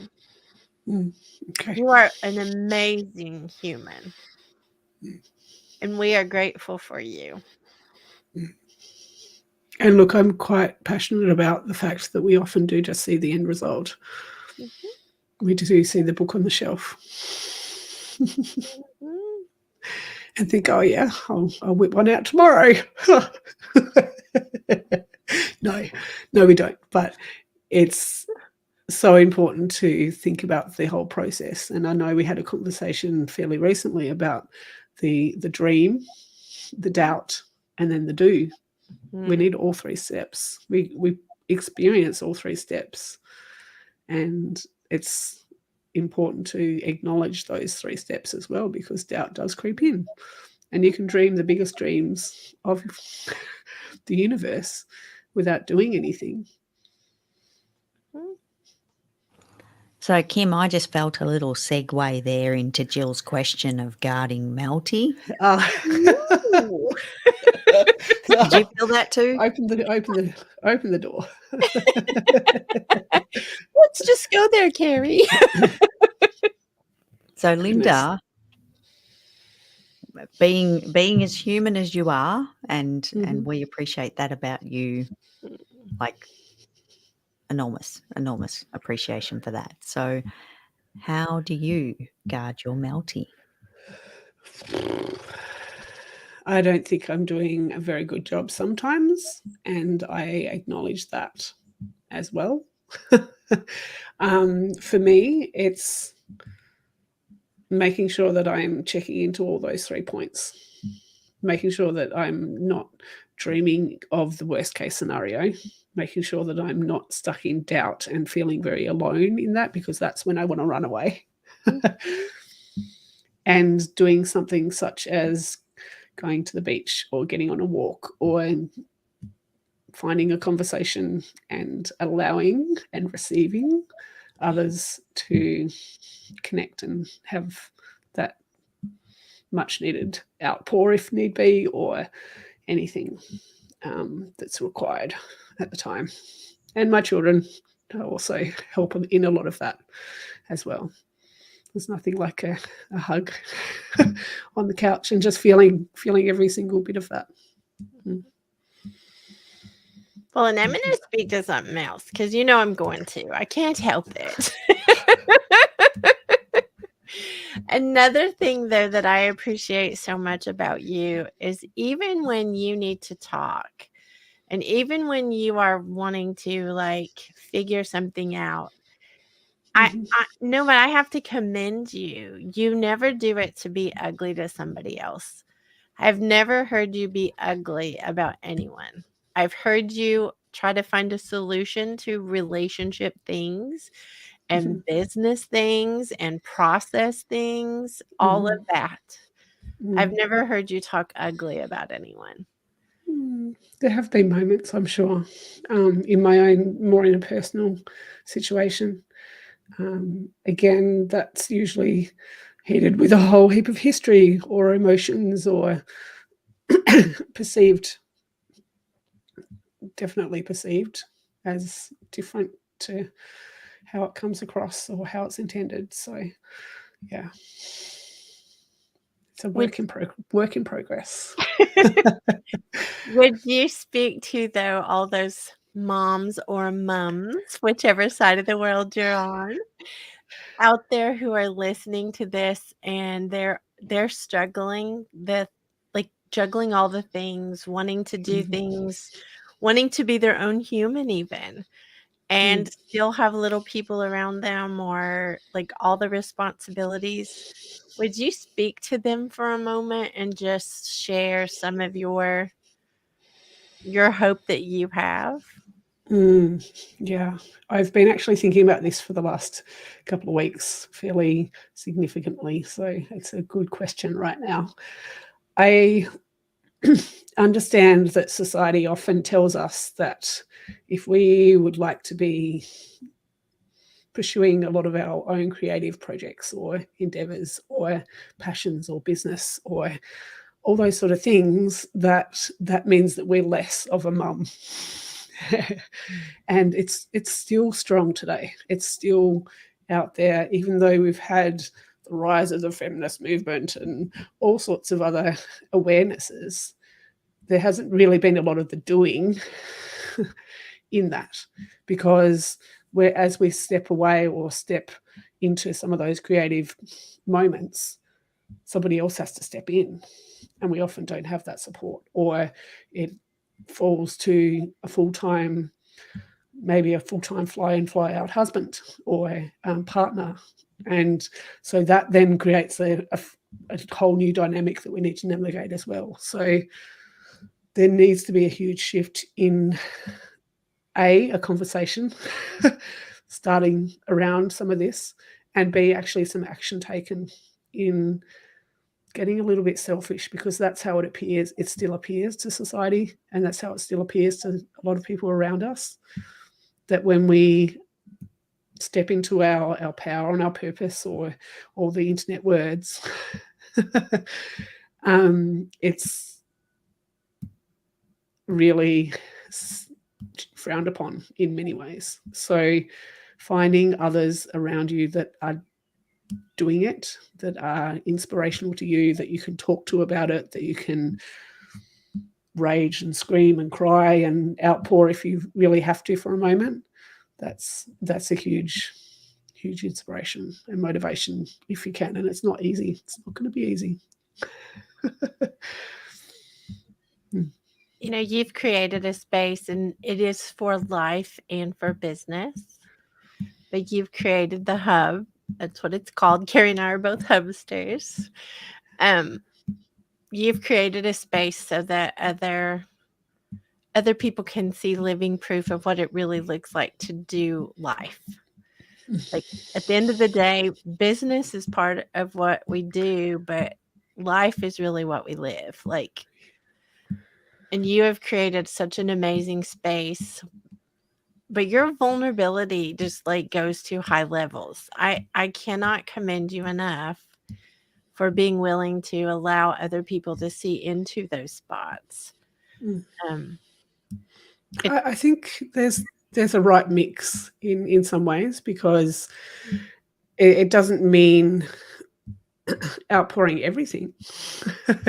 It doesn't mean relying on a community to be there for all of your tears and your all of the things. There is still a mix there, which we need to guard our melty. Yes. In a way which makes sense. So thank you. Well, and I'm gonna make another definition, Linda, because this is another thing that's really important. We know this, but we want to make sure that everybody else knows this, is that being vulnerable doesn't mean bringing drama. Like, being vulnerable is for a reason. You're doing it for a reason, versus drama of you're stirring up something. And you can find that in many different areas of places. Yeah. You don't have to look far. No.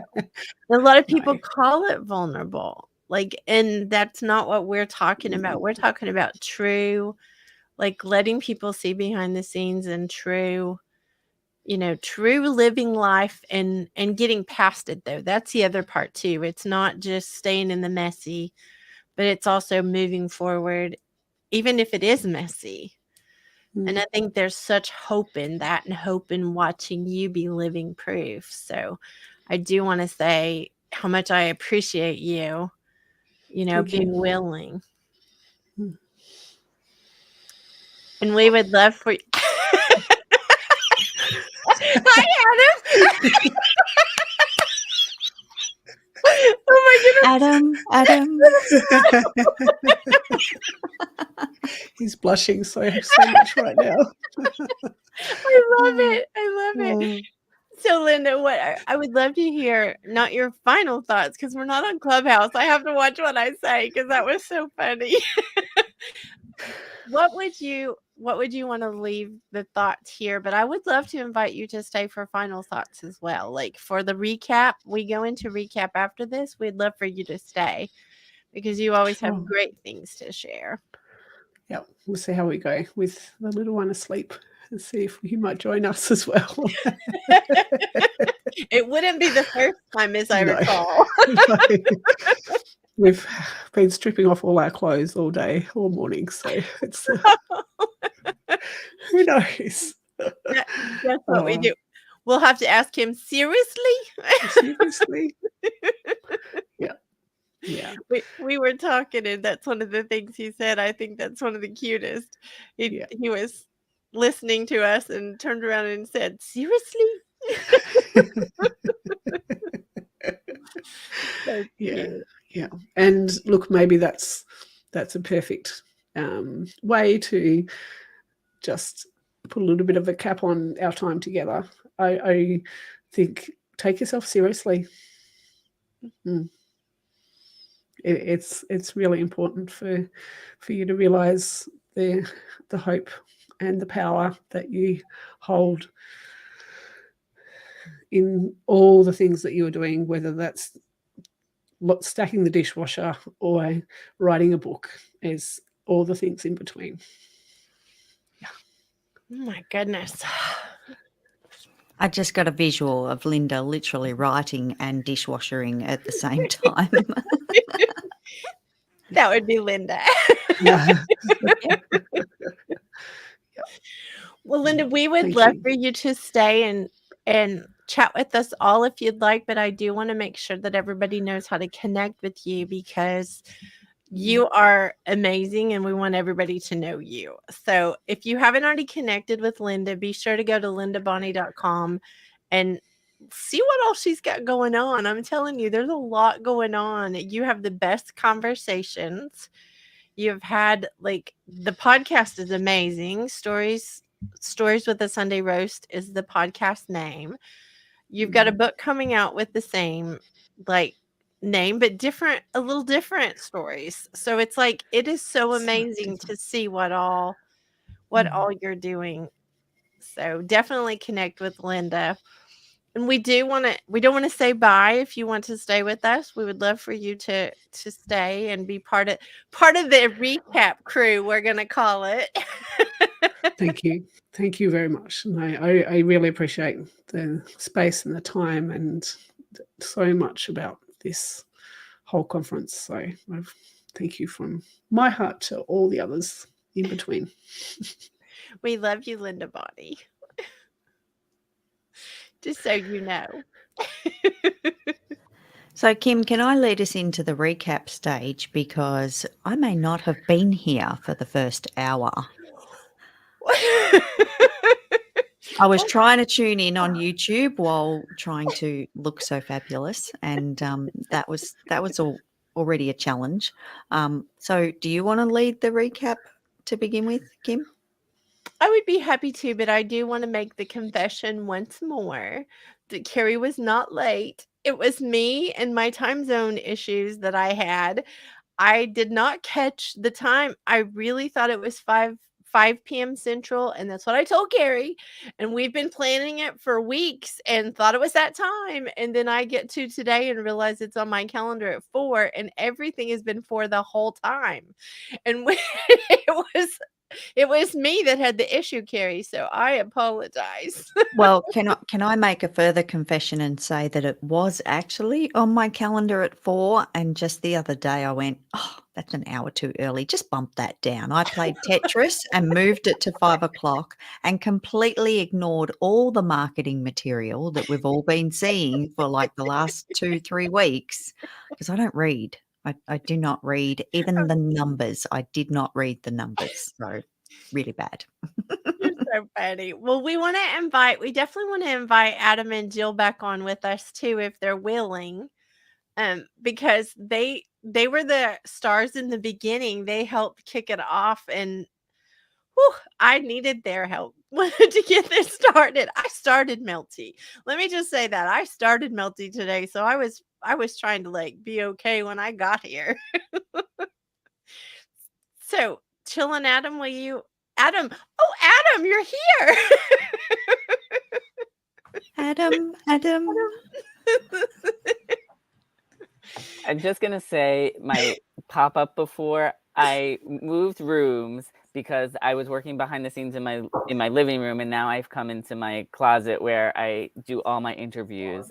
And when I came back, so when I came into my closet, I turned my camera on, and all of a sudden it like popped me up on stage. So I have no idea how that happened. True confession. So can we just say we love it though, because we even are in the presence of the famous Adam Rothenberg. Like, can we just say that? You can pop in anytime. Thank you.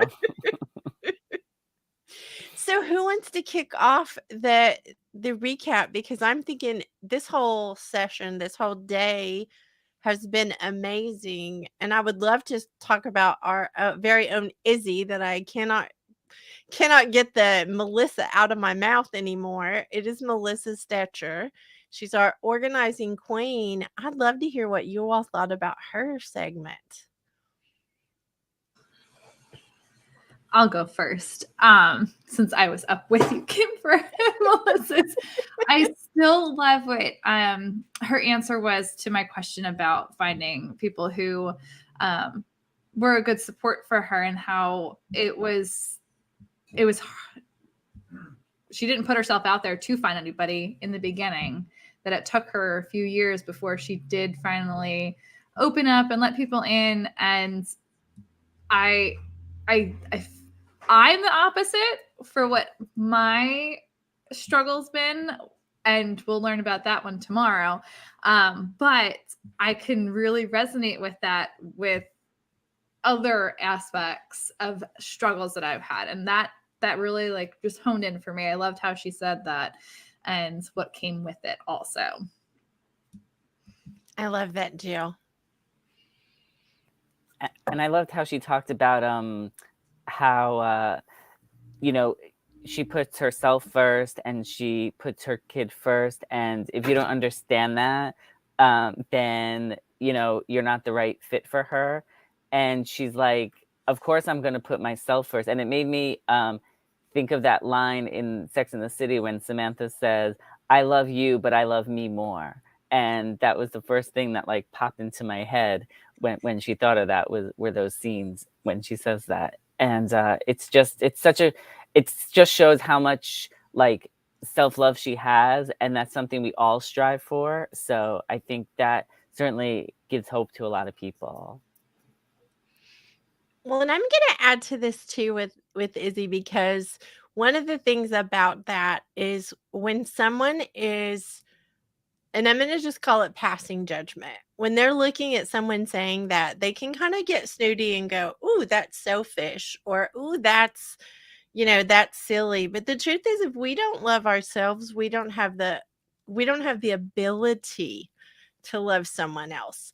And I know that's a little bit controversial to say that out loud, but it's the truth. We cannot love someone else if we don't learn to accept us. And I think that's an important part of this whole thing with Melissa, is to understand that, is she has figured that out, and she has boom gates in place, that she's not going to be a performer. She's going to be a real human.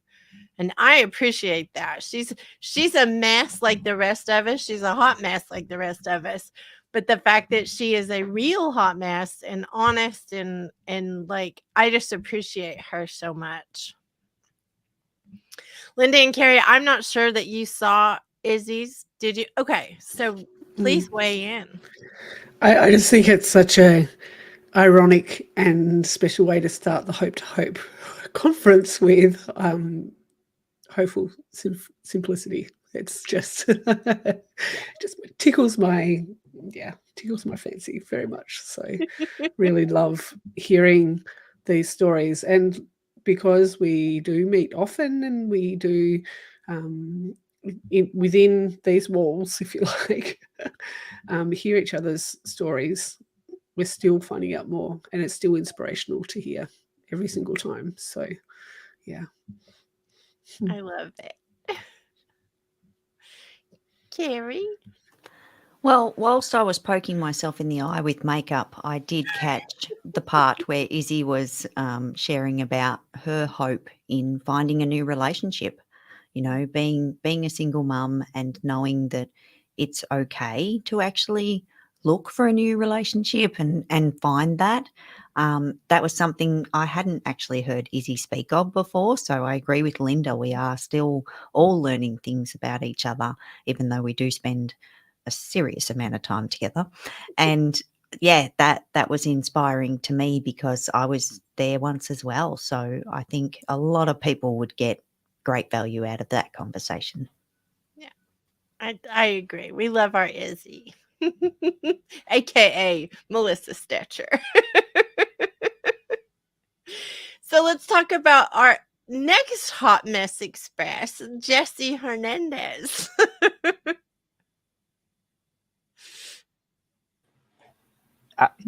Go ahead, Adam.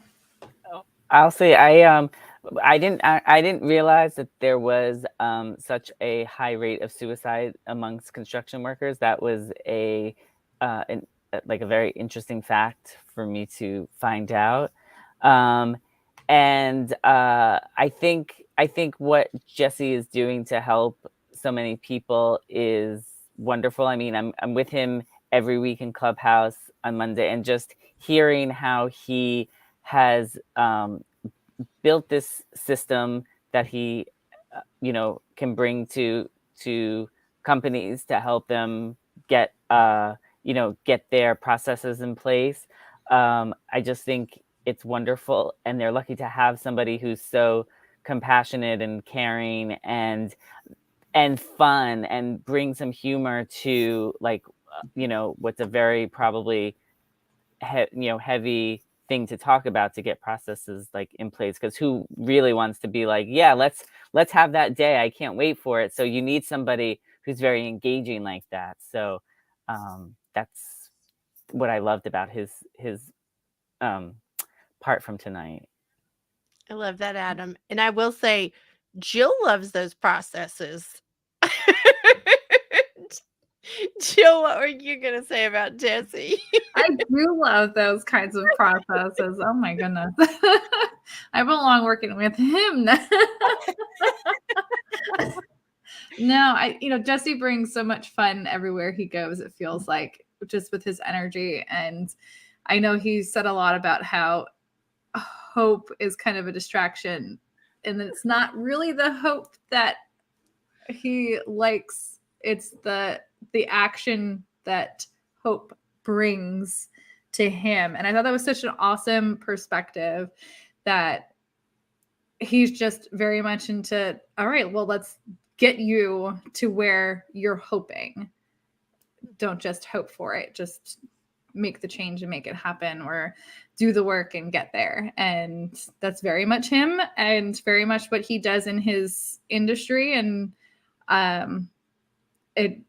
it's powerful when it comes from somebody with that kind of energy behind it. Jesse's a high level player. I just want to add that to this too, is he is actually, speaking into the ears of the CEOs of big companies. It's not just, the neighbor that has, the shed out back that has the construction business, the handyman. We were on for his book launch party, and they were enormous players in the construction industry that Jesse's influencing. So that to me says a lot. Says a huge amount. And Kim, I want to add as well that I find Jesse particularly inspiring because he did make decisions and he did take the action from the hope. It was I guess a 3-part process, probably with millions of parts in between, that he demonstrates often in conversations, all the time, probably in every conversation that he has, that inspires a lot of us to actually see someone that is so energetic and so passionate and so focused on how he wants to help others, to bring them the hope as well. So I find that pretty special. I agree, Carrie. Linda? Yeah, after or knowing a conversation that I had with Jesse and some of the back story and history behind not just the construction but the upbringing and surroundings, and how much he is breaking the cycle, not only in construction but in his own neighborhood and life and to those around him, is very, very inspirational. So yeah. Just called hope a catalyst, I believe. I think that was the word he used. And I like that term. I've never thought of that word associated with hope, but I do think so. Yeah. He does a lot of volunteer work for the school system where he came from. And what Linda's talking about, like the breaking the cycle and stuff, that is a huge part of what Jesse does, is he goes back in and he helps. Like he did a big event for like high schoolers to come in and learn that the trades are a great place to go. So I think that's a huge testament to Jess. So we appreciate Jess coming on. And then there's our infamous Donna Bender. We love our Donna Bender. I loved how she brought into the quote of how man plans and God laughs, and it's just something that is so relatable. I mean, I sort of feel like that's what happened like with my own interviewing journey. Like here I was a kid, I wanted to be in the entertainment industry, I had no idea how I was going to do it. All of a sudden, all these years later, I'm interviewing all these people that I've admired and grown up, and it's so true. I like had these plans, and it took a very like long-winded way to get there. So I really related to that whole part of her story of how she went to school for speech pathology, but then ended up in fashion, and then now she does all the gift giving. So that really resonated with me. I love that, Adam. Jill? I just always love hearing Donna's story. She's so sweet about everything she says. But as somebody who doesn't know her that well, I feel like I always connect with her right away. And I don't know if it's because of the New York thing, but it might be because of that. It's everything that she's been through with her daughter. She's just been able to surmount to so much with guiding her through all the processes and being there as a support. And I just is very special as seeing her go through that with the connection that we have in the community that we've been together. And so very hopeful for, I think, many mothers out there going through something similar with handing off their daughter to somebody else in a relationship. So yeah, it's a big deal. Loved watching the wedding, though. I will say that. Loved watching like that whole process. And I think something's just come to my mind, Kim, is we've got hope dealers and now we have a givologist. So I'm kind of trying to morph together here, hope dealer, givologist, or is it givologist, hope dealer? Like this title is going to expand from today's conference and conversation, I believe, because Donna, she does both so well. I think that's the beauty of it. It's just natural. It comes so natural to her. She is a really sweet human, and I think she's definitely, brought her story to the stage today to give that hope to others. Linda?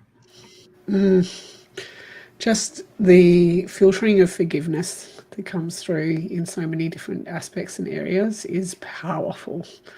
It really is. And I think it's a really friendly, healthy, timely reminder for all of us in many, many different areas. And that doesn't mean that you click your fingers and it happens instantly. It takes work, it takes effort, it takes time. I just feel very inspired by that. So thank you. And I think Donna is another inspiration for the holidays, because how many times have you rolled your eyes when you're getting ready to meet with your family and you think, oh, I hope this family member doesn't come, or I hope we don't have to split the holidays with somebody else. Like, this is real talk. Like, it just is real. That is something that happens. And I think she just brought it really to the table, that forgiveness and thinking about what's really important is so important. So I love it. Love it. Love it. So now let's talk about the freaking fabulous Kat Corchado. That's it. We just did. There are no more words. Oh my goodness. Just listen to us all laugh. And I think that laugh is so infectious. That's such a huge, every time, every single time we get to experience it, it doesn't grow old for me. I love it. And she's been through some really rough stuff, and you wouldn't even know it. Like to hear her talk today, you wouldn't even realize it. I think that's a big thing in my mind of that laugh is so genuine and so infectious, as you say, Linda. But it's also she's lived through a lot of stuff. Like, and she still can laugh like that.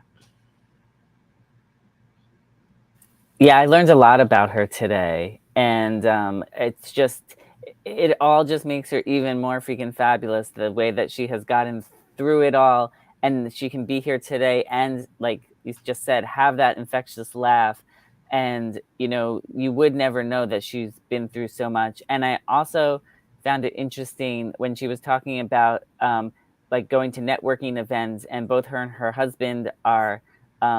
The retired vets, and when somebody asks something about one of them, and all of a sudden they find out that Kat's a retired vet too, and then they were probably asking all these questions to her husband, and then when they find it out that it's her, it just stops. Like, I just couldn't believe that. I was like, Kat could tell you so many amazing things. Why wouldn't you continue that conversation with her? It just like blew my mind that was happening to her. I agree, Adam. That kind of stuff just we'll spend all the time we can get with her. So we'll take all that time they're not taking, right?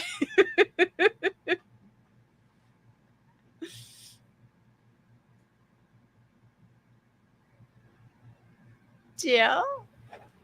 The one thing that stuck out for me is when she was talking about how she was when she was in active duty and with her son, and how she just kept taking on another tour, another 4 years. What's a big deal? And all of a sudden, life just flashed before her eyes for her son, and it's just like, oh my gosh, I am a workaholic.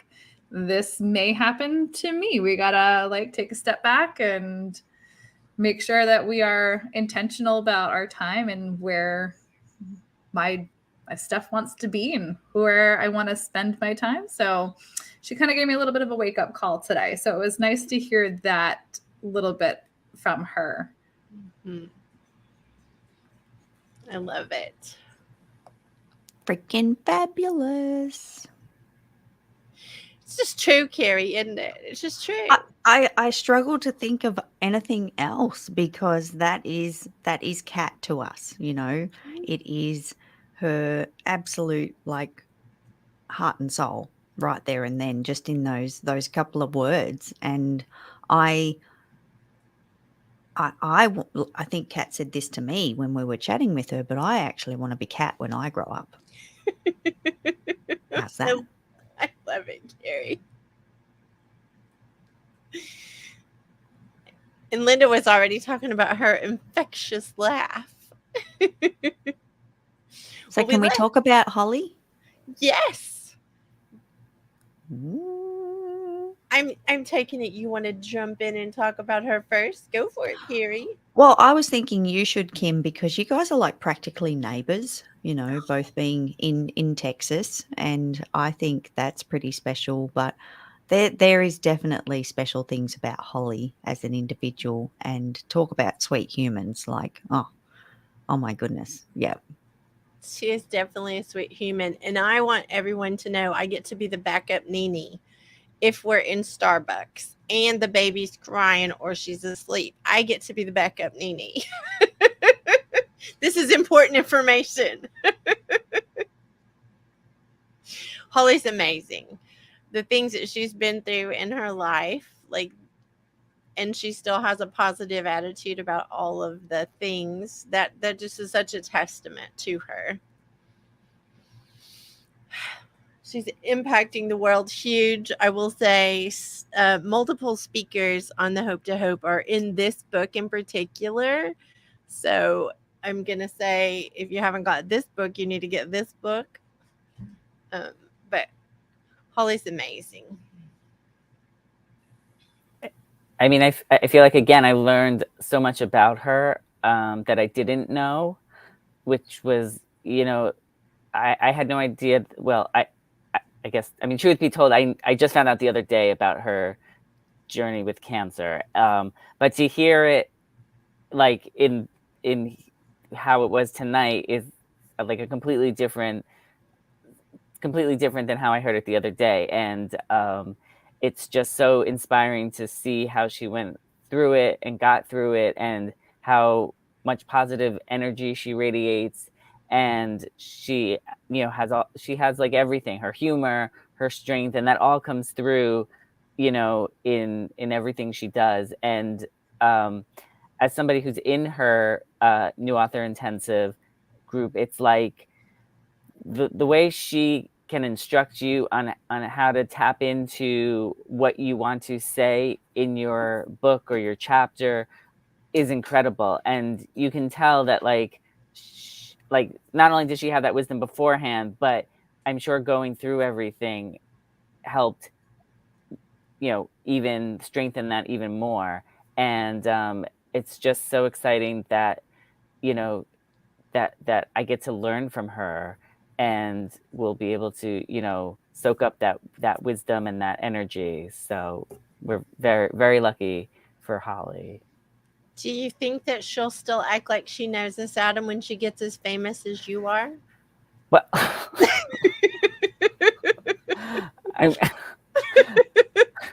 yes, I do.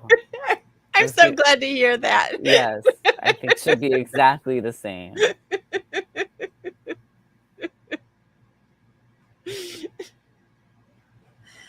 I think cancer stories stink so much, but they are so needed to hear, because there are so many people who don't know where to go to for help or support with that. They don't know all the different things that are available to them for that. And the fact that she mentioned that so many people have reached out to her since hearing her story, and that she was able to be a support throughout her last, 11 years in this remission journey is huge. And I relate so closely to it, because I am the child of a cancer survivor. So it's very much the same. My mom was a very big support for other people with cancer in our area. So it's just like, now I have to step away to go get teary-eyed over someplace else while listening to her now whenever she talks. So it's so awesome and huge of her to be a support regardless of anything, just going through that. I agree, Jillo. I can't imagine not having Holly in my life. Like you mentioned, I do some of the podcast production behind the scenes, and just really feel so very, very humbled and honoured to be able to share alongside her and watch her unfold and grow, and all sorts of magnificence that's still yet to come as well. So such a absolute honor. Yes. Speaking of honor, can we speak about our little Aussie amazing awesome sauce that's sitting here with us, and she's just blocking her ears? Yes, please. Well, yeah, a bit hard to. Can I jump in to say, because first of all, Linda, where can I get that book? Because you reading the intro there, I was hooked, and I want more. And I mean, I learned a lot about you from what you read, and then also from what you talked about. And I mean, I know other people with rheumatoid arthritis, and I would never know that, that you have it, because like you said, it is an invisible disease. But I'm just so amazed at like everything that you are doing, and you get through, you go through your confidence, your challenges with such grace and such, I mean, it's just like I'm in awe of how you carry yourself. And it's just incredible. So I applaud you so much, and And I can't wait to read more of this book. Thank you. I can't wait for the book either, Linda, because all I know is every time I turn on the podcast and listen to it, I like cry at just the intro. Like the way you introduce people just moves me beyond anything. So just listening to you talk tonight, like it didn't matter if I resonated with what you said, because just the way you talked about it and connected with me, even though you weren't really looking at me to talk to me, but I just felt that, and you just breathe hope. And Linda, I'm going to say it again in case you missed it before, but that podcast is my absolute escape go-to every single time. Like it transports me to another place that I have found to be my happy place. Like that's a cool place to hang out and listen to those conversations. You have produced it so well, you have experienced it so well, and you're sharing so much about it behind the scenes as a hubster. It's just the best. It's the best. I'm grateful. I'm grateful for all of it. Thank you. And I'm going to say, I'm grateful that you're in my life. I'm going to say that you are doing amazing things in this world. But my favorite part is that you're doing life with me, that you're in my life. And I am grateful for you. And I believe in you. And I think you are an amazing human. And thank you for being part of Hope to Hope again. Everybody else got to be off screen. How did this happen? Well, I want to say thank you to everyone tonight, but I want to say thank you also to the co-host, because here's the deal. Carrie Zarb, Jill Olish, Adam Rothenberg, Linda Bonney, and all the guests. If it wasn't for all of you, we couldn't do this. We couldn't have such an amazing event, and I can't do this by myself anymore. Yes, I thought I could in the very beginning, years and years ago, but let me just tell you, I am not doing that anymore. You all make everything look so easy because you all have done such an amazing job, and I cannot thank you enough for helping me to not only honor my son, because this is part of the thing, it's in his memory, but honor all of the guests that come on and speak about them. So thank you all from the very bottom of my heart. I love you all to my middle. Whether you want to hear it for the bazillionth time or not, it's true. So thank you all. Kim, I'm going to add to that about Adam and Jill and their support this morning, because if you remember, we actually jinxed this because we had a conversation and someone asked us what's Hope to Hope looking like for you guys? Oh, you must be so busy. They were asking Kim and I, how we felt that it was all coming together. And we bragged on the fact that we were doing nothing but turning up. And then I wasn't even on time. So I think that is actually hilarious.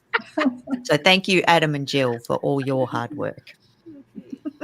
Yes. You're very welcome. And can we just say a big thank you to Kim for having this conference to provide hope for everybody. It's so important, and it's been such an inspirational night. And we also we didn't get to recap, Kim, your opening the conference, so I don't think we should. Moving on. I don't think we should end without recapping you as well, because you opened up the evening with your vulnerability, and you provided hope right from the start for all of us, and for so many people who I'm sure are struggling and grieving, and they can see what it looks like to come on the other side and get inspiration from you. So thank you for doing that for so many people, and for just being so open with everything. Thank you, Adam. You're welcome. Oh, this is my third Hope to Hope, Kim. The first one I was thrown into it. I had no idea what was going on. I didn't even know anything about Hope to Hope other than you hosted a conference in honor of your son. I had no idea your story about it until I think it was in the middle of the second Hope to Hope, just before I spoke, when I heard the first video that Linda Bonnie made or remade us. And I was like, oh, okay, now this all makes sense. And then I got to participate, and I'm looking forward to tomorrow night too. But it was an honor to introduce you today and get to question you with Adam. So thank you so much for putting this together. It's definitely something I intend to continue to be a part of. Thank you, Jill. And I'm going to jump in and say I made it. I am here and I am grateful to be here, because without things like this in our life, I don't know if we would have as much hope as we need, because regardless of where we are in our journey, we all still need that hope and opportunity to reflect. And that's what this brings to me personally, is that opportunity to reflect and further get to know the amazing people in the community. So Kim, I am grateful for you bringing this to us, and I'm now glad to be part of it for the second time and look forward to many more. So thank you. Thank you, Carrie. Gosh, hardly got the words. I love you to my middle, which is got a bonus extra. All the things. So thank you for being such an inspiration to us all, and giving us more than hope, like beyond hope, and being in our lives. Yeah. Thank you. Thank you, Linda. We have to go now because I have to go get a tissue. Thank you all so much. We will be back here tomorrow, 4 p.m. Central Time. Yes, make sure I say yes. 4 o'clock. 4 p.m. 5 Central. o'clock. We will see you all tomorrow. And thank you all so much for being on with us. Thank Love you. y'all. Love you.